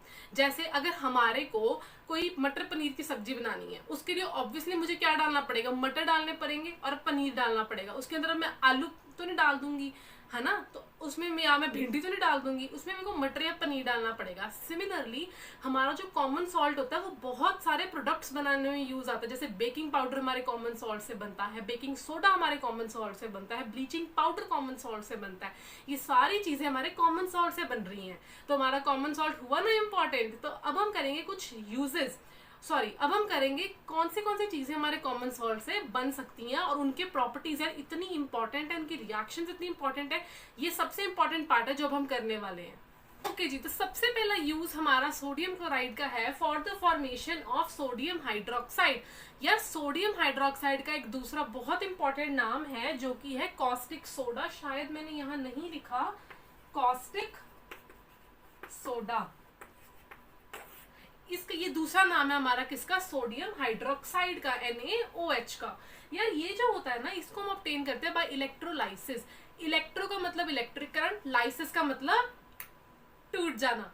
तो इलेक्ट्रिक करंट की हेल्प से आप किसी चीज को तोड़ रहे हो, उसको बोलते हैं हम इलेक्ट्रोलाइसिस। तो यहां पे हमने क्या किया, ब्राइन लिया। ब्राइन क्या होता है, कॉन्सेंट्रेटेड सोल्यूशन। कॉन्सेंट्रेटेड मतलब पानी की अमाउंट बहुत कम, बिल्कुल। अगर आपने मेरे लेक्चर्स पहले देखे, उसमें मैंने कॉन्सेंट्रेटेड, डाइल्यूट, स्ट्रॉन्ग, वीक सब कुछ समझाया हुआ है। तो आपने NaCl लिया, जैसे मैंने 1 चम्मच NaCl लिया, उसमें मैंने सिर्फ 1 चम्मच ही पानी डाला और उसको अच्छे से मिक्स किया, और मतलब सिर्फ मिनिमम अमाउंट ऑफ पानी लिया जिससे वो पूरी तरह से क्या हो जाए, मिक्स हो जाए, बहुत मिनिमम अमाउंट ऑफ पानी में। उस सोल्यूशन को हम बोलते हैं ब्राइन। उस ब्राइन सोल्यूशन में से मैंने पास करवा दी इलेक्ट्रिसिटी। जैसे मेरे पास एक बीकर था, ये मेरे पास एक इलेक्ट्रोड था, ये मेरे पास दूसरा इलेक्ट्रोड था। इलेक्ट्रोड एक पे पॉजिटिव चार्ज था, एक इलेक्ट्रोड पे नेगेटिव चार्ज था। जिस इलेक्ट्रोड के ऊपर पॉजिटिव चार्ज होता है उसे हम बोलते हैं एनोड, ANODE। जिस इलेक्ट्रोड के ऊपर नेगेटिव चार्ज होता है उसे हम बोलते हैं कैथोड, CATHODE। तो जब हमने इसमें से इलेक्ट्रिसिटी पास करी तो हमारे पास यहाँ पे था ब्राइन सोल्यूशन। क्या था, ब्राइन। ब्राइन मतलब कॉन्सेंट्रेटेड एक्वस, क्योंकि पानी तो हम डालेंगे, concentrated aqueous solution of sodium chloride, मतलब बहुत कम अमाउंट में पानी लेके मैंने डिसॉल्व कर दिया। तो यहाँ पे मैंने क्या किया, जब इसमें से मैंने पानी को पास करके, इलेक्ट्रिसिटी पास करके इसको तोड़ा, तो जब ये टूटेगा कौन से आयंस बनेंगे इसके, जैसे मेरे पास NaCl था, उसको मैंने तोड़ा, कौन से आयंस बने, Na पॉजिटिव और Cl नेगेटिव। अब वाटर भी तो है, ये भी टूटेगा, किसमें टूटेगा, H पॉजिटिव और OH नेगेटिव में टूटेगा, H पॉजिटिव और OH नेगेटिव में। तो अब इसके अंदर आपके पास Na पॉजिटिव भी है, Cl नेगेटिव भी है, H पॉजिटिव भी है, OH नेगेटिव भी है। तो H पॉजिटिव और Na पॉजिटिव, OH नेगेटिव और Na पॉजिटिव, एक कैटायन दूसरा एनायन, ये दोनों मिलके क्या बना लेते हैं, NaOH। दूसरी हमारे पास यहाँ पे रिलीज होती है क्लोरीन गैस, तीसरा हमारे पास यहाँ पे रिलीज होती है हाइड्रोजन गैस। तो ये 3 चीजें हमारे पास यहाँ पे देखने को मिलती हैं। अब जो क्लोरीन था उसके ऊपर था नेगेटिव चार्ज, तो वो पॉजिटिव वाले के पास जाएगी कि नेगेटिव वाले के पास, ऑपोजिट अट्रैक्ट्स। तो यहाँ पे जो ये नेगेटिव वाला है ये पॉजिटिव इलेक्ट्रोड के पास जाके चिपक जाएगा, और जो नेगेटिव पॉजिटिव वाला है वो नेगेटिव इलेक्ट्रोड के पास जाके चिपक जाएगा। तो ये हमारा बना कैथोड पे, ये हमारा बना एनोड पे, बिकॉज Cl के ऊपर नेगेटिव चार्ज था, लेकिन Cl2 जो Cl2 है वो तो गैस है, वो तो पूरी तरह न्यूट्रल है। तो यहाँ पे हमने कहा जो Cl2 हमारे को एनोड पे मिली और ये हमारे को कैथोड पे मिला, और जो NaOH था ये भी हमारे को, NaOH है वो भी हमारे को कैथोड पे मिलेगा। प्रोसेस को बोला जाता है क्लोर अल्कली प्रोसेस। क्लोर अल्कली का मतलब इस रिएक्शन में हमें क्लोरीन गैस भी मिल रही है, कोई अल्कली क्या था, वाटर सॉल्युबल बेस, यानी कि NaOH भी हमारे को देखने को मिल रहा है। तो इसको हम बोलते हैं क्लोर अल्कली प्रोसेस या इलेक्ट्रोलाइसिस ऑफ ब्राइन। तो ये आपको याद रखना है। अब मैं कुछ यूजेस करवाऊंगी इन सभी चीजों के जो प्रोड्यूस हो रहे हैं। देखो जो यहाँ पे क्लोरीन गैस प्रोड्यूस हुई ये भी काफी हेल्प करेगी हमारे को, NaOH प्रोड्यूस हुआ ये भी हमारे को काफी हेल्प करेगा। तो ये हमारे पास थी पूरी की पूरी क्लोर अल्कली प्रोसेस। आई होप आपको समझ आई होगी for the formation of caustic soda. Caustic soda मतलब NaOH। बच्चों अब हमने पढ़ने कुछ यूजेस ऑफ सोडियम हाइड्रोक्साइड यानी कि caustic soda, chlorine gas, hydrogen gas. तो जो कॉस्टिक सोडा होता है वो हमारे पास बेस है, तो वो स्लिपरी होकर टच में, it is use for making of soaps and detergents. दूसरा it is use for the manufacture of paper, degreasing the metals, dyes and bleaches. तो मेटल्स पे जब ग्रीस ज्यादा लग जाते हैं तो डीग्रीजिंग के लिए हम इसको यूज करते हैं NaOH को, पेपर बनाने में हम इसको यूज करते हैं, डाइज प्रिपेयर करने में हम इसे यूज करते हैं, और ब्लीचिंग ब्लीचेस वगैरह बनाने में भी हम इसको यूज करते हैं। दूसरा हमारे पास एग्जांपल है क्लोरीन गैस। अब क्लोरीन गैस बनी, इसके क्या क्या यूजेस हैं? ये हमारे ड्रिंकिंग वाटर को स्टेरलाइज करती है, यानी कि उसे प्योर बनाने में हेल्प करती है। प्रोडक्शन ऑफ ब्लीचिंग पाउडर में भी हेल्प करती है। तीसरा हमारे ये प्रोड्यूस करती है HCl गैस। ऑब्वियसली जब हमने HCl बनाना है तो हमारे को हाइड्रोजन भी चाहिए और क्लोरीन गैस भी चाहिए। दूसरा ये ड्राई क्लीनिंग में भी हमारे को हेल्प करती है। तीसरा हमारे पास यूज आता है हाइड्रोजन गैस का। It is also use for the production of HCl। दूसरा अमोनिया फॉर्मेशन। अमोनिया मैंने अभी बताया था NH3 होता है। अब NH3 अमोनिया बनाने के लिए आपको N2 गैस चाहिए होती है और H2 गैस चाहिए होती है, तभी आप क्या बनाते हो? NH3। इसको जब आप बैलेंस करोगे तो वो कुछ ऐसे बैलेंस हो जाएगी। तो अमोनिया बनाने के लिए you need to required hydrogen as well as nitrogen. फिर हमारे पास यहाँ पे यूज होता है for the formation of methanol. Methanol होता है हमारे पास one type of an alcohol, that is CH3OH। तीसरे हमारे पास ये है कि जो हमारे पास हाइड्रोजन जब लिक्विड फॉर्म में होता है, H2 जब लिक्विड फॉर्म में होता है तो हम इसको रॉकेट्स के अंदर यूज करते हैं फॉर शू पर जाने के लिए, ठीक है। तो it is used as a fuel for the rockets as well, but in the liquid form. हम आ गए हैं कॉस्टिक सोडा के बाद सोडियम क्लोराइड के बाकी प्रोडक्शंस के ऊपर कि और कहाँ यूज होता है। और यूज होता है प्रिपरेशन ऑफ वॉशिंग सोडा में। यार देखो, रिएक्शंस देख के ये मत सोचना कि अब हम इतनी सारी थोड़ी लर्न करेंगे, इसकी कोई ट्रिक बताओ, ये बताओ। हमने भी तो लर्न करी है ना, आपको भी करनी पड़ेंगी। अच्छे से समझ के लर्न करो। कौन कह रहे रट्टे मारो? मैं तो कहती रट्टे नहीं मारने। जब भी आपको लगे कि रट्टे बज रही है, आप वहीं पे बंद कर दो वीडियो को। अच्छे से समझो, रिएक्शन को अंडरस्टैंड करो और उसको अच्छे से पता करो। लर्न करनी पड़ेंगी रिएक्शंस, तो यार लर्न करनी पड़ती हैं, बट वो हो कैसे रही है वो आपको पता होना चाहिए। दूसरा अब हम यहाँ पे बनाएंगे वॉशिंग सोडा। वॉशिंग सोडा हमारे पास यहाँ पे होता है सोडियम कार्बोनेट 10 वाटर के क्रिस्टलाइजेशन। 10 वाटर ऑफ क्रिस्टलाइजेशन मतलब 10 वाटर के मॉलिक्यूल्स जब किसी भी कंपाउंड के साथ जुड़ जाएं, उन्हें हम बोलते हैं वाटर ऑफ क्रिस्टलाइजेशन। तो यहाँ पे 10 जुड़े हैं तो इसका नाम बन जाएगा डेक्का हाइड्रेट। हाइड्रेट का मतलब पानी, तो डेक्का हाइड्रेट। अच्छा, अगर इसमें से मैं पानी को रिमूव कर दूं तो ये क्या बन जाएगा? एनहाइड्रस, की मतलब पानी उड़ गया, एनहाइड्रस या एनहाइड्रेटेड। तो ये हमारे पास सोडियम कार्बोनेट डेकाहाइड्रेट है जिसे हम बोलते हैं वॉशिंग सोडा। तो अभी तक हमने क्या पढ़ लिया है? Caustic soda. कॉस्टिक सोडा क्या होता है? NaOH। ये हम साथ के साथ इसको रिकैप करते हुए ही चलेंगे। तो सबसे पहले हमने पढ़ा है कॉस्टिक सोडा, NaOH बनता कैसे है? ब्राइन को लेना है, उसको इलेक्ट्रोलाइसिस करवा देना है, हमारे पास NaOH देखने को मिलेगा, Cl2 देखने को मिलेगा, H2 गैस देखने को मिलेगी। अब हम पढ़ेंगे वॉशिंग सोडा। वॉशिंग सोडा है सोडियम कार्बोनेट डेकाहाइड्रेट, यानी कि 10 molecules of water of crystallisation. अब ये बनता कैसे है? देखो, सबसे पहले हमने अपना NaCl सॉल्ट लिया, क्योंकि अब हर चीज सॉल्ट से ही प्रिपेयर कर रहे हैं। तो हमने यहाँ पे सॉल्ट लिया, उसको हमने अमोनिया के साथ रिएक्ट कराया। अभी मैंने आपको बताया अमोनिया बनता भी कैसे है। नाइट्रोजन और हाइड्रोजन को जोड़ देते हो तो अमोनिया बन जाता है NH3। दूसरा हम यहाँ पे यूज करेंगे वाटर और कार्बन डाइऑक्साइड। जब हम इन सबको जोड़ेंगे हमारे पास बनेगा NaHCO3। NaHCO3, तो इसको हम पढ़ेंगे सोडियम हाइड्रोजन कार्बोनेट या सोडियम बाइकार्बोनेट, ठीक है। सोडियम हाइड्रोजन कार्बोनेट या सोडियम बाइकार्बोनेट, कोई भी एक वर्ड लिखो, दोनों सही है। दूसरा हमारे पास बनेगा यहाँ पे अमोनियम क्लोराइड, एक सॉल्ट यहाँ भी बन रहा है। तो ये भी एक सॉल्ट है, ये भी एक सॉल्ट है, राइट। तो ये जो बना, इसको हमने कर दिया हीट। जब भी हम किसी भी कंपाउंड को हीट करते हैं तो वो हो जाता है decompose, decomposition reaction takes place. तो यहाँ पे अभी क्या बनेगा? Sodium hydroxide Na2CO3 H2 and CO2, H2O बन जाएगा और CO2। तो NaCO3 को जब हम तोड़ देंगे तो एक सोडियम कार्बोनेट, क्योंकि हमने वो प्रिपेयर करना है तो इसको याद रखो, यही बनेगा। दूसरा हम यहाँ पे बनाएंगे CO2 और तीसरा हमारे पास यहाँ पे बनेगा H2O। तो यहाँ पे जब ये बन गया तो सोडियम कार्बोनेट के पास, अब हमने सोडियम कार्बोनेट तक तो प्रिपेयर कर लिया, मतलब हमारे पास एनहाइड्रस फॉर्म आ गई। अच्छा, मैं इसमें डाल दूंगी पानी। कितना पानी डालूंगी? 10 मोल्स। जब मैं 10 मॉलिक्यूल्स वाटर के यहाँ पे ऐड करूंगी तो मेरे पास बनेगा सोडियम कार्बोनेट डेकाहाइड्रेट, जिसके अंदर 10 molecules of water of crystallisation है। तो ये हमारे पास पूरी रिएक्शन थी, कुछ नहीं था। सबसे पहले NaCl, फिर हमने लिया यहाँ पे अमोनिया, H2O एंड CO2, इनको रिएक्ट कराया सोडियम बाइकार्बोनेट। ये जब हमारे पास बन गया, इसको हमने हीट करवाया सोडियम कार्बोनेट। अब सोडियम कार्बोनेट तो नहीं चाहिए हमें, तो 10 मॉलिक्यूल्स के साथ चाहिए, तो हमने इसमें वाटर ऐड करा और हमारे पास सोडियम कार्बोनेट डेकाहाइड्रेट बन गया। आई hope this is very much clear. अब हम इसके छोटे मोटे यूजेस पढ़ेंगे तो हमारा ये टॉपिक भी खत्म हो जाएगा। Properties of washing soda. देखो जो वॉशिंग सोडा की प्रॉपर्टीज होती हैं वो क्या है, सबसे पहले it is transparent crystalline solid, कि मतलब वो बिल्कुल ट्रांसपेरेंट है, क्रिस्टलाइन सॉलिड है।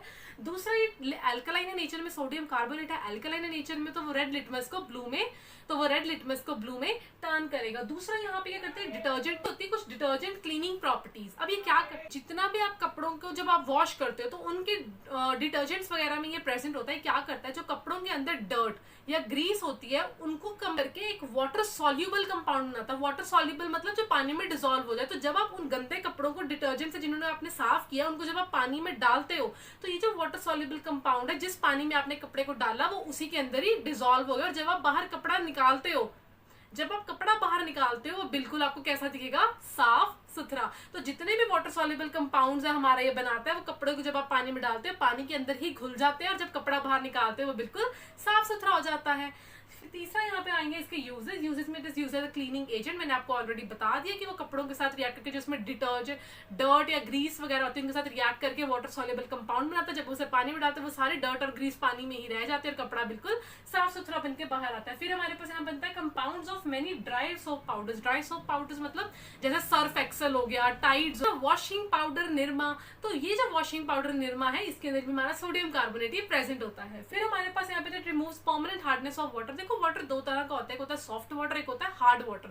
सॉफ्ट वाटर तो जो प्लेन्स में आता है, हार्ड वाटर तो जो माउंटेन्स में आता है, जो कम फॉर्मेशन करता है, जो थोड़ा हार्डनेस में नेचर में होता है। आपको फील भी होगा जब आप कभी माउंटेन एरिया में जाते हो, टेरेन एरिया में जाते हो तो आपको लगता है कि जो पानी है वो अच्छे से साफ नहीं कर रहा। तो यहाँ पे जब आप हैंड वॉश करते हो तो आप देखते हो कि पानी अच्छे से, मतलब वो चीज से साफ, आपके हैंड्स उस इंटेंसिटी से साफ नहीं हो रहे जितना आप अपने प्लेन्स में जब आप अपने हैंड्स को वॉश करते हो। फिर हमारे पास यहाँ पे आता है कि सोडियम का एक कंपाउंड होता है जिसे हम बोलते हैं बोराक्स। उसको बनाने में भी सोडियम कार्बोनेट हमारी हेल्प करता है। आप सोडियम कार्बोनेट को यूज करके बोराक्स फॉर्मेशन कर सकते हो। अब यहाँ पे देख सकते हो बोराक्स का फॉर्मूला, एक कंपाउंड है ये जो हमारा सोडियम कार्बोनेट की हेल्प से ही प्रिपेयर होता है। तो अब हम पढ़ेंगे बेकिंग सोडा।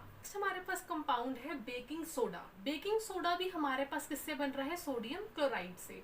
तो अभी जैसे हमने पढ़ा सबसे पहले कॉस्टिक सोडा, फिर हमने पढ़ा वॉशिंग सोडा, अब हम पढ़ेंगे बेकिंग सोडा। बेकिंग सोडा जो है वो हमारा कैसे बन रहा है, जैसे कि हमारा फर्स्ट स्टेप था वॉशिंग सोडा में, कुछ नहीं किया हमने यहाँ पे लिया NaCl, H2O, CO2 और NH3। जैसा कि बिल्कुल लास्ट में भी जब हमने वॉशिंग सोडा बनाया, that is sodium carbonate decahydrate, उसी के जैसे हमने ये बनाना है। बस पहला स्टेप है, इसको हमने लेके सोडियम हाइड्रोजन कार्बोनेट बनाना है। जब हम सोडियम हाइड्रोजन कार्बोनेट बना देंगे तो सोडियम हाइड्रोजन कार्बोनेट ही हमारा होता है बेकिंग सोडा। तो ये हमारे पास बेकिंग सोडा बन गया। अब हम करेंगे इसकी कुछ प्रॉपर्टीज। जो हमारे पास बेकिंग सोडा है ये हमारे पास white crystalline sparingly soluble in water. देखो स्पैरिंगली सॉल्युबल का मतलब जो कंप्लीटली सॉल्युबल नहीं होता, पानी में थोड़ा बहुत रह जाता है, जो पूरी तरह डिसॉल्व नहीं हो पाता, उसको हम बोलते हैं स्पैरिंगली सॉल्युबल। अब हम जब इसको हीट करेंगे, किसी भी कंपाउंड को जब हम हीट करते हैं, इट अंडरगोज डिकम्पोजिशन बना लेगा। डिकम्पोजिशन रिएक्शन करके वही sodium carbonate, CO2 and H2O। अब ये जो सोडियम कार्बोनेट है ये क्या होता है, बेसिक इन नेचर। तो सिंस ये हमारे पास बेसिक इन नेचर है तो ये क्या करेगा, अपना थोड़ा सा बिटर टेस्ट देगा। तो यहाँ पे जो हमारे पास बेकिंग सोडा है इसको हम जो हमारे पास बेकिंग सोडा है इसको हम यूज करते हैं फॉर एंटासिड्स। एंटासिड में हमने पहले भी पढ़ा था milk of magnesia and sodium hydrogen carbonate. जब भी हम कुछ ज्यादा खा लेते हैं, हमारे पेट में इनडाइजेशन हो जाती है, स्टमक में एसिडिटी हो जाती है, तब हम इसको इनटेक करते हैं तो एसिड जो होता है वो न्यूट्रलाइज होता है और हमें फाइनली राहत मिल जाती है। फिर हम इसको यूज करते हैं for the formation of baking powder. अब ये बहुत इंपॉर्टेंट एप्लीकेशन है। देखो जो हमारे पास वॉशिंग सोडा था, सोडियम हाइड्रोजन कार्बोनेट, अब जो बेकिंग सोडा जब हम बेकरी करते हैं तो हम उसमें बेकिंग सोडा भी ऐड करते हैं, बेकिंग पाउडर भी ऐड करते हैं। ऐसा क्यों करते हैं, जो बेकिंग पाउडर होता है और बेकिंग सोडा होता है, जो बेकिंग सोडा होता है बेसिकली जब हम उसको हीट करते हैं, जो हमने अपना डो बनाया उसको हमने जब हीट किया तो हमारे पास बनेगा सोडियम कार्बोनेट, CO2 और H2O। ये जो CO2 बनी ये क्या करेगी, उसको थोड़ा सा प्लम्प अप कर देगी, थोड़ा सा उसको डो को हमारे स्वेल करवा देगी। दूसरा जो सोडियम कार्बोनेट है, लेकिन ये क्या करेगा, सोडियम कार्बोनेट है वो बेसिक इन नेचर है, तो ये जो हमारा केक का डो होगा उसको थोड़ा सा बिटर टेस्ट दे देगा, मतलब टेस्ट को खराब कर देगा। तो हम क्या करते हैं, सोडियम हाइड्रोजन कार्बोनेट को यूज करके क्या बनाते हैं, बेकिंग सोडा से बेकिंग पाउडर। बेकिंग पाउडर जब बनाते हैं, इन दोनों को मिक्स करते हैं तो हमारे पास बनता है सोडियम पॉजिटिव, मतलब हमारे पास सॉल्ट बनता है टार्ट्रिक एसिड का। टार्ट्रिक एसिड हमने ऑलरेडी एसिड्स में पढ़ रखा है, it is obtain from the unripe grapes. बस टार्ट्रिक एसिड हमने यहाँ पे लिया, उसको हमने रिएक्ट करवाया सोडियम हाइड्रोजन कार्बोनेट से। तो हमने बेकिंग सोडा लिया, बेकिंग पाउडर बनाने के लिए क्या करेंगे, इसको रिएक्ट करवाएंगे टार्टरिक एसिड से। टार्टरिक एसिड में हाइड्रोजन होता है, तो मैंने यहाँ पे सिर्फ वही शो किया है, पूरा फॉर्मूला नहीं लिखा।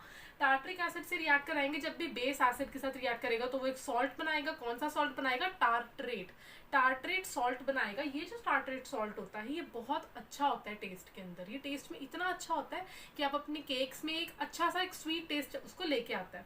तो यहाँ पे इसका एक प्लीजेंट टेस्ट होता है, तो यहाँ पे इसको हम यूज करते हैं। CO2 यहाँ पे जो बनती है वो क्या करती है, हमारे डो को राइज अप करवाती है।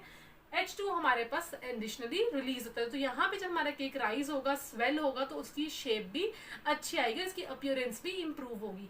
तो ये हमारे पास बेसिकली इसका फॉर्मूला था। तो जो सोडियम का हाइड्रोजन कार्बोनेट होता है ये सिर्फ हमारे पास बेकिंग सोडा होता है, लेकिन जो हमारे पास बेकिंग पाउडर होता है it is the mixture of sodium hydrogen carbonate and tartaric acid. इनको मिला के जो हमारे पास सॉल्ट बनता है वो हमारे पास टार्टरेट होता है। तो बेकिंग पाउडर अलग चीज है, बेकिंग सोडा अलग चीज है। बेकिंग पाउडर बनाने के लिए बेकिंग सोडा को यूज करते हो, क्योंकि अगर सिर्फ बेकिंग सोडा यूज करोगे तो केक में कड़वा टेस्ट आ जाएगा because of Na2CO3 which is alkali in nature. तो अल्कली है तो वो थोड़ा सा, एक तो हमने इसकी एप्लीकेशन पढ़ ली है बेकिंग सोडा और बेकिंग पाउडर के अंदर। दूसरा हमारा वॉशिंग सोडा यूज होता है फायर एक्सटिंग्विशर्स में। फायर एक्सटिंग्विशर्स में बेसिकली क्या चीज होती है कि जो हमारे फायर एक्सटिंग्विशर्स होते हैं ना, उसके अंदर आप जैसे इस पिक में आप देख सकते हो एक लिक्विड है, नीचे हमारे पास सोडियम हाइड्रोजन कार्बोनेट का लिक्विड है, साथ ही में हमारे पास एक छोटी सी ट्यूब है जिसके अंदर हमारे पास सल्फ्यूरिक एसिड प्रेजेंट है। तो जब भी आप किसी भी नोजल को, जो फायर एक्सटिंग्विशर होता है उसकी नोजल को प्रेस करते हो तो क्या होता है कि जो सल्फ्यूरिक एसिड है वो सोडियम हाइड्रोजन कार्बोनेट के साथ मिक्स होकर बहुत ज्यादा हाई क्वांटिटी में कौन सी गैस प्रोड्यूस करता है, कार्बन डाइऑक्साइड यानी कि CO2। तो ये जो CO2 गैस हमारी बनती है ये जब बाहर आती है, उस नोजल को जब प्रेस करते हैं, जो लिक्विड की बहुत ज्यादा स्ट्रीम, बहुत हाई स्ट्रीम से लिक्विड बाहर आता है, उसी के अंदर हमारे पास कार्बन डाइऑक्साइड गैस प्रेजेंट होती है। और ये जो कार्बन डाइऑक्साइड, अच्छा आग कैसे बुझाई जाती है, आग लगती कैसे है, आग लगती है due to the presence of oxygen. अगर ऑक्सीजन नहीं होगा तो आग भी नहीं लगेगी, ठीक है। तो यहाँ पे क्या करता है, कार्बन डाइऑक्साइड जब बाहर आती है तो वो उस बर्निंग सब्सटेंस के चारों तरफ एक ब्लैंकेट बना लेती है, अपना गैशियस ब्लैंकेट बना लेती है,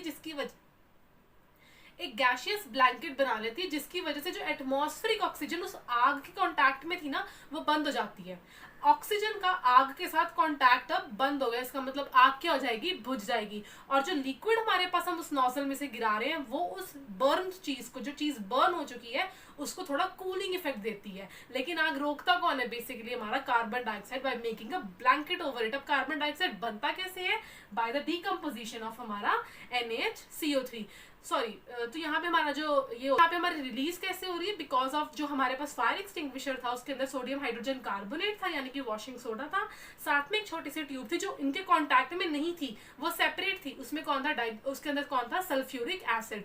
जब ये दोनों रिएक्ट हुए, नोजल प्रेस हुई थी, ये दोनों रिएक्ट हुए, CO2 गैस रिलीज हुई, एक लिक्विड भी बाहर निकला, उसके अंदर CO2 भी बाहर निकली, बर्निंग सब्सटेंस के चारों तरफ एक ब्लैंकेट बना, ऑक्सीजन का कॉन्टैक्ट कट हुआ और आग आपकी बुझ जाएगी। और जो लिक्विड था वो सारा का सारा क्या करेगा, उस बर्निंग सब्सटेंस को कूलिंग इफेक्ट देगा। तो this was actually the properties और द यूजेस हम कह सकते हैं वॉशिंग सोडा। एक तो हमारा हमने, आप इस चीज को याद रखना, baking soda and baking powder is completely different. Baking soda सिर्फ हमारा सोडियम हाइड्रोजन कार्बोनेट है और जो बेकिंग पाउडर है वो हमारा मिक्सचर है सोडियम हाइड्रोजन कार्बोनेट का और टार्टरिक एसिड का, दोनों मिलकर एक सॉल्ट बनाते हैं जिसे हम बोलते हैं टार्टरेट सॉल्ट, जिसका अच्छा प्लीजेंट टेस्ट होता है, उसे हम केक्स वगैरह में यूज करते हैं। और जो CO2 गैस रिलीज हो रही है हमारे केक को एक प्लम्प अप स्वेल देता है, एक प्लम्प अप स्वेल देता है, जिससे वो काफी ज्यादा स्वेल हो जाता है और हमारा केक का बैटर जो होता है वो सॉफ्ट और स्पॉन्जी हो जाता है। तो अब हम पढ़ेंगे ब्लीचिंग पाउडर। ब्लीचिंग पाउडर हमारा बनता है कैल्शियम हाइड्रोक्साइड से और क्लोरीन गैस से। इनको जब आप रिएक्ट कराते हो आपके पास बनता है कैल्शियम ऑक्सीक्लोराइड और साथ में H2O। देखो जो कैल्शियम ऑक्सीक्लोराइड है जो हमारा ब्लीचिंग पाउडर है, इसका कुछ काम नहीं होता, इसका काम होता है किसी भी कलर को वैनिश करना। जब आप कोई कलर को वैनिश करना चाहते हो वो कब होगा, जब आप कोई ऑक्सीडाइजेशन करवाओगे, ऑक्सीडेशन प्रोसेस करवाओगे। ऑक्सीडेशन प्रोसेस क्या होता है, एडिशन ऑफ ऑक्सीजन। तो किसी भी कलर को जब आपने रिमूव करवाना है तो आपको उसके लिए ब्लीचिंग करनी पड़ती है, उसके लिए हम यूज करते हैं हमारा ब्लीचिंग पाउडर। ब्लीचिंग पाउडर में हमारे पास क्या होता है, कुछ नहीं होता, हमारे पास क्लोरीन गैस होती है। देखो जो क्लोरीन गैस है उसे हम एज इट इज स्टोर नहीं करके रख सकते, बहुत डिफिकल्टी से वो स्टोर होती है, बिकॉज तो यहाँ पे हमारे पास क्या होता है, वो बहुत डिफिकल्टी से स्टोर होती है। तो यहाँ पे हम क्या करते हैं, एक कंपाउंड ही बना लेते हैं जिसे हम बोलते हैं ब्लीचिंग पाउडर। उसके अंदर हम क्लोरीन गैस को आराम से स्टोर करके रखते हैं और फिर जब हमें यूज करना होता है तो हम उसकी जब ब्लीचिंग प्रॉपर्टी हमें यूज करनी होती है, हम उसको डिकम्पोजिशन रिएक्शन करवा लेते हैं। तो हमारे पास यहाँ पे हम स्लेक्ड लाइम यूज करेंगे। तो यहाँ पे हमारे पास दो होते हैं, एक होता है क्विक लाइम CaO, एक होता है स्लेक्ड लाइम COH ट्वाइस। जो स्लेक्ड लाइम होता है ना, यहाँ पे हम वो यूज करते हैं ड्राई स्लेक्ड लाइम को यूज करते हैं, उसको रिएक्शन करवाते हैं क्लोरीन गैस के साथ और हमारे पास यहाँ पे बनता है कैल्शियम ऑक्सीक्लोराइड CaOCl2 और साथ में हमारे पास बनता है वाटर H2O। तो कैल्शियम ऑक्सीक्लोराइड जो हमारे पास यहाँ पे बना, यही है हमारे पास ब्लीचिंग पाउडर। ये जो ब्लीचिंग पाउडर, इसके अंदर हमारे पास क्लोरीन गैस हमारे पास ऑलरेडी स्टोर्ड है। अब इसको हम कैसे बताएंगे वो हम आगे पढ़ेंगे। तो ये हमारे पास व्हाइट पाउडर है, इसके अंदर क्लोरीन की आपको स्मेल देखने को मिल जाएगी। दूसरा, ये पानी के अंदर सॉल्युबल होता है, लेकिन जो थोड़ा बहुत इनसॉल्युबल ये पानी के अंदर रह जाता है, that is because of the dry slaked lime की वजह से पानी के अंदर थोड़ा बहुत इनसॉल्युबल रह भी जाता है। फिर हमारे पास इसको हम बनाते कैसे, देखो, जब भी हम हमारे पास कैल्शियम ऑक्सीक्लोराइड ले रहे हैं यानी कि ब्लीचिंग पाउडर ले रहे हैं, इसको हम क्या रिएक्ट करवाते हैं किसी एसिड के साथ। एसिड होना चाहिए डाइल्यूट, चाहे वो H2SO4 है चाहे वो HCl है। इसको डाइल्यूट एसिड के साथ जब आप रिएक्ट करवाओगे, आपको देखने को मिलेगा calcium sulphate, chlorine gas and water. जो कैल्शियम सल्फेट, क्लोरीन गैस और जो वाटर आपके पास यहाँ पे बना, अब इसमें जो क्लोरीन है वो हो गई फ्री। अब ये जो क्लोरीन है ये एक्ट करती है एज अ ब्लीचिंग एजेंट और एन ऑक्सीडाइजिंग एजेंट। तो बेसिकली काम इसका कुछ नहीं होता, इसमें सिर्फ हमारा Cl2 का काम होता है, उसको स्टोर करके रखते हैं, उसी को यूज करते हैं by an action of acid. जब भी आप किसी एसिड के साथ रिएक्ट कराओगे ब्लीचिंग पाउडर से, Cl2 फ्री हो जाएगी। Cl2 ब्लीचिंग पाउडर है, मतलब ब्लीचिंग एजेंट है, वो क्या करेगी, कलर्ड सब्सटेंस को कलरलेस कर देगी। डिस्कस करेंगे कुछ uses of our bleaching powder. Bleaching powder के काफी यूजेस हैं, जैसे हम उसे टेक्सटाइल इंडस्ट्रीज में यूज कर सकते हैं, क्योंकि वो क्या करता है, कलर्स को डीकलराइज करने में हेल्प करता है, कलर्स को चेंज करने में हेल्प करता है। ऑब्वियसली अगर आप एक कलर को डीकलराइज करोगे, उसके ऊपर दूसरा कलर भी तो चढ़ा सकते हो, और डाइंग में हेल्प करता है। तो यहाँ पे हम उसे कॉटन, लिनन, टेक्सटाइल इंडस्ट्रीज में यूज करते हैं। दूसरा, हम जब पेपर इंडस्ट्री में वुड पल्प जो होता है हमारा, जो हमारा पेपर बनाने का स्टार्टिंग मटेरियल होता है, उसको भी ब्लीच करने में हेल्प करते हैं। दूसरा हमारा यूज करता है cleaning the water, disinfection of water, क्योंकि हमारे को पता है ब्लीचिंग पाउडर में हम किसको स्टोर कर रहे हैं। आपको पता है कि ब्लीचिंग पाउडर में हम स्टोर कर रहे हैं क्लोरीन गैस, और क्लोरीन को हम स्टोर कर रहे हैं, और ये जो क्लोरीन होता है ये हमारे वाटर को क्लीन करने में भी हेल्प करता है। तो इसीलिए it is also use as cleaning water. तीसरा हमारा यूज करता है for manufacture of chloroform, CHCl3 को ऑफ क्लोरोफॉर्म, CHCl3, इसको हम बोलते हैं क्लोरोफॉर्म। इसमें भी क्लोरीन कंपोनेंट हमारा होता है, तो इसमें हम इसको यूज करते हैं। Next, it's use in oxidising agent in the chemical industry. Oxidising agent हमारा ब्लीचिंग हमारा होता है क्लोरीन, और वही क्लोरीन ऑक्सीडाइजिंग एजेंट काफी हमारी केमिकल रिएक्शंस में हेल्प करता है और हमारे को प्रोडक्ट देता है। तो अब हम पढ़ने वाले हैं नेक्स्ट थिंग, जो हमारे सॉल्ट से ही प्रिपेयर होती है, जिसे हम बोलते हैं पॉप, जिसे हम बोलते हैं POP। तो next compound that is plaster of Paris, POP, which is very important, और इसको हम पूरी डिटेल में स्टडी करें। नेक्स्ट अब हम पढ़ेंगे प्लास्टर ऑफ पेरिस यानी कि POP। Plaster of Paris is nothing but basically it is calcium sulphate hemihydrate, calcium sulphate hemihydrate या हाफ हाइड्रेट। तो कैल्शियम सल्फेट का हाफ हाइड्रेटेड फॉर्म को हम क्या बोलते हैं, मैंने आपको बताया था, जब भी किसी कंपाउंड के साथ यहाँ पे आप वाटर लगा देते हैं, हम वाटर ऑफ हाइड्रेशन बोलते हैं, या हम इसे बोलते हैं वाटर ऑफ क्रिस्टलाइजेशन, या हम इसे बोलते हैं वाटर ऑफ क्रिस्टलाइजेशन। तो ये हमारे पास यहाँ पे आधा मॉलिक्यूल है वाटर का इस कंपाउंड के साथ, तो ये होता है हमारा POP। अब POP जो है वो सबसे पहले बनी थी जिप्सम को हीट करके। जिप्सम एक कंपाउंड होता है calcium sulphate dihydrate, calcium sulphate dihydrate, इसे हम बोलते हैं जिप्सम। ठीक है, तो जिप्सम एक कंपाउंड होता है, इसे सबसे पहले क्या किया, पेरिस में हीट किया गया, और फिर जो हमारे पास कंपाउंड बना उसको प्लास्टर्स में यूज किया गया, तो इसीलिए इसका नाम पड़ गया प्लास्टर ऑफ पेरिस।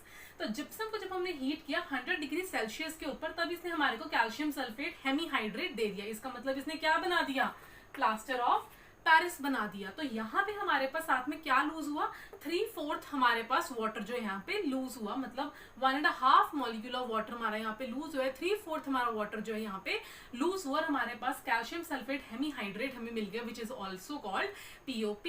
अब यहाँ पे मैंने 100 डिग्री सेल्सियस को बहुत ज्यादा अंडरलाइन करके रखा हुआ है, क्यों, क्योंकि अगर 100 डिग्री सेल्सियस से थोड़ा सा भी ज्यादा अगर आपने जिप्सम को बर्न कर दिया, तो ये सारा का सारा पानी जो है वो हो जाएगा रिमूव, मतलब पानी सारा का सारा हो जाएगा इवेपोरेट, और हमारे पास सिर्फ CaSO4 बच जाएगा, कैल्शियम सल्फेट बच जाएगा। इससे हमें क्या पता चलता है, जो कैल्शियम सल्फेट है इसे हम बोलते हैं डेड बर्न्ड प्लास्टर।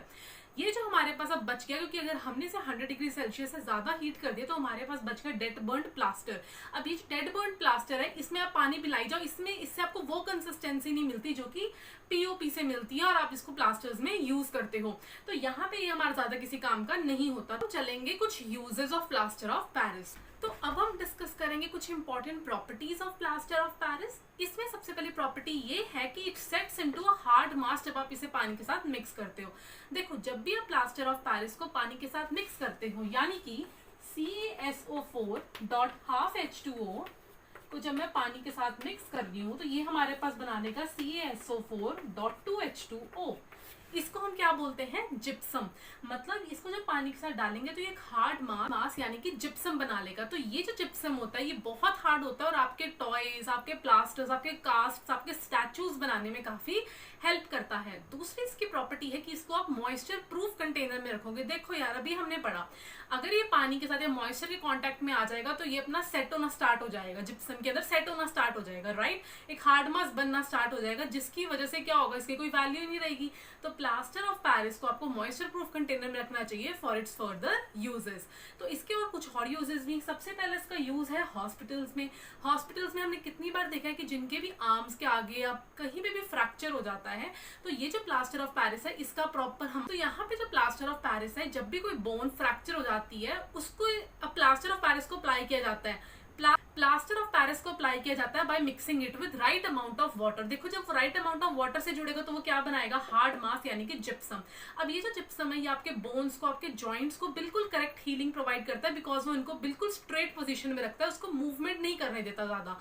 सिंस अगर आपकी बॉडी, आपके बोन स्ट्रेट पोजीशन में रहेगी, इससे क्या होगी, आपकी करेक्ट हीलिंग होनी स्टार्ट हो जाएगी। तो यहाँ पे हार्ड मास हमारा बहुत काम आता है यानी कि जिप्सम। तो एक राइट क्वांटिटी ऑफ वाटर के साथ जब आप पीओपी को मिलाओगे तो आप उसके आगे कास्ट भी बनाओगे तो उसके आपकी बोन्स होंगी वो स्टिल रहेंगी, जल्दी हील होंगी और करेक्ट वे में हील होंगी। दूसरा प्लास्टर ऑफ पेरिस का use it is use in making toys, decorative items, chalk, blackboard chalks, बहुत चीजें जो है हम इससे बना सकते हैं। तीसरा है हम इसको फायर प्रूफिंग में भी यूज कर सकते हैं। क्या करते हैं, डेंटिस्ट्री में जो कास्ट्स बनते हैं उसमें भी हम प्लास्टर ऑफ पेरिस को काफी यूज करते हैं। केमिस्ट्री लैबोरेटरीज में हम इसे काफी यूज करते हैं फॉर कुछ केमिस्ट्री के एक्सपेरिमेंट्स होते हैं जहां पे आपको एयर टाइट कंडीशंस चाहिए होती है। तो जो छोटे छोटे एयर गैप्स रह जाते हैं वहां पे आप पीओपी से क्या करते हो, उन एयर गैप्स को कवर करते हो ताकि आपका जो रिएक्शन है वो स्मूथली अकर हो और आपको एक डिजायर्ड रिजल्ट देखने को मिले। पेरिस ऑल्सो यूज कहाँ यूज होता है? आपके वॉल्स के ऊपर। इसके जो आपके जितने भी सर्फेसेस होते हैं हाउसेज में उनको एक स्मूथ सर्फेस प्रोवाइड करता है जिसके ऊपर आप अपना पेंट आराम से कर सकते हो, रादर देन एक रफ सर्फेस पे पेंट करने से ज्यादा इजी होता है जब आपका सर्फेस बिल्कुल स्मूथ हो जाता है। तो ये थे कुछ uses of plaster of Paris. So here were all the important things जो हमने डिस्कस करनी थी। कॉस्टिक सोडा से लेके प्लास्टर ऑफ पेरिस तक हमने सब कुछ डिस्कस कर लिया है। अब छोटा सा आपका टॉपिक रह गया है वाटर ऑफ क्रिस्टलाइजेशन, जो कि मैं ऑलरेडी आपको साथ साथ बताई जा रही हूँ, बट छोटे मोटे टॉपिक्स उसमें और हैं। क्रिस्टलाइजेशन अब आपके लिए कोई नई टर्म तो रह नहीं गई है। मैंने आपको साथ के साथ बताया था जब भी किसी सॉल्ट या किसी कंपाउंड के साथ एंड में वाटर अटैच्ड है इसका मतलब वो वाटर ऑफ क्रिस्टलाइजेशन है। उसी सॉल्ट को हम क्या बोलते हैं? हाँ, हाइड्रेटेड सॉल्ट्स बोलते हैं। जब वाटर को रिमूव कर दिया जाता है तो वो सॉल्ट कैसा बन जाता है? अनहाइड्रस या अनहाइड्रेटेड। तो यहाँ पे salts containing water molecules to form the structure. तो यहाँ पे जो वाटर मॉलिक्यूल्स है वो ऐसे ही नहीं पड़े हैं, वो सॉल्ट का बेसिकली स्ट्रक्चर बनाने में हेल्प कर रहे हैं। और कुछ केसेस में जो वाटर मॉलिक्यूल्स होते हैं वो उन्हें कलर भी प्रोवाइड करते हैं। तो यहाँ पे क्या सॉल्ट हमारे गीले होंगे? नहीं, क्योंकि यहाँ पे जो सॉल्ट्स हैं उनके साथ पानी उनका स्ट्रक्चर बनाना है, पानी उसका स्ट्रक्चर पूरा बना रहा है। क्या पानी फ्री पड़ा वहां पे, वेला पड़ा, उसका कोई काम नहीं है? नहीं, वो सॉल्ट का स्ट्रक्चर बना रहा है जिसकी वजह से वहां पे वो सॉल्ट्स ड्राई होंगे, वो वेट नहीं होंगे, वो गीले नहीं होंगे। तो यहाँ पे क्या है, जैसे कुछ एग्जांपल्स भी मैंने दे दिए। कॉपर सल्फेट पेंटाहाइड्रेट 5 है, सोडियम कार्बोनेट डेकाहाइड्रेट 10H2O है। तो इनके नाम से हम यहाँ पे वाटर के आगे उसका नेम लगा देते हैं, H2O का मतलब हाइड्रेट। अब यहाँ पे हमारे पास कुछ एग्जांपल है, जैसे कॉपर सल्फेट पेंटाहाइड्रेट होता है ब्लू कलर का, बिकॉज यहाँ पे वाटर के क्रिस्टलाइजेशन मॉलिक्यूल्स प्रेजेंट है। साथ में हमारे पास यहाँ पे जो आयरन सल्फेट हेप्टाहाइड्रेट 7 है तो हेप्टाहाइड्रेट, इसका कलर होता है ग्रीन क्योंकि यहाँ पे पानी है। लेकिन जब आप इसे हीट दोगे तो ये सारा का सारा पानी इवेपोरेट हो जाएगा, क्या आप बच जाएगा आयरन सल्फेट, इसका कलर हो जाता है ब्राउन। तो यहाँ पे जो हमारे पास वाटर है वो सॉल्ट को गीला नहीं करता, वो उसके स्ट्रक्चरल फ्रेमवर्क का ही पार्ट है और पानी फ्री नहीं है, जिसकी वजह से सॉल्ट यहाँ पे ड्राई है और उसको स्ट्रक्चर प्रोवाइड कर रहा है और क्या प्रोवाइड कर रहा है, समटाइम्स कलर एज वेल। तो अब हम पढ़ेंगे the action of heat on the water of crystallisation. Obviously जब भी हम इसे हीट पास करेंगे तो क्या होगा, जो पानी होगा वो हमारा इवेपोरेट हो जाएगा और जो बाकी का कंपाउंड होगा वो डिकम्पोज हो जाएगा। So let's see out. देखो अब हमने क्या किया, हमने हाइड्रेटेड सॉल्ट लिया, उसमें हमने हीट कर दिया, तो क्या होगा, सबसे पहले पानी इवेपोरेट होगा, उसके बाद हमारे पास जो कंपाउंड है वो डिकम्पोज हो जाएगा ऑब्वियसली। तो हमारे पास कॉपर सल्फेट पेंटाहाइड्रेट था ब्लू कलर का, था, मैंने आपको ऑलरेडी बता दिया ये हाइड्रेटेड है बिकॉज यहाँ पे वाटर भी प्रेजेंट है। मैंने इसको हीट किया, हीट मतलब ट्राइंगल का मतलब आपको पता है हीट होता है। जब मैंने इसे हीट किया तो पानी इसने लूज कर दिया और हमारे पास सिर्फ कॉपर सल्फेट बच गया। अब ये हाइड्रेटेड है या एनहाइड्रस, बिल्कुल ये क्या है, एनहाइड्रस है। साथ ही में इसका कलर क्या हो जाएगा, व्हाइट। कौन सा कलर था, ब्लू, ब्लू से हो गया व्हाइट। आप इस पिक में भी देख सकते हो, सबसे पहले ब्लू कलर था, हीट किया, व्हाइट कलर हो गया। अब मैंने क्या किया, इस व्हाइट कलर में पानी ऐड करी गई।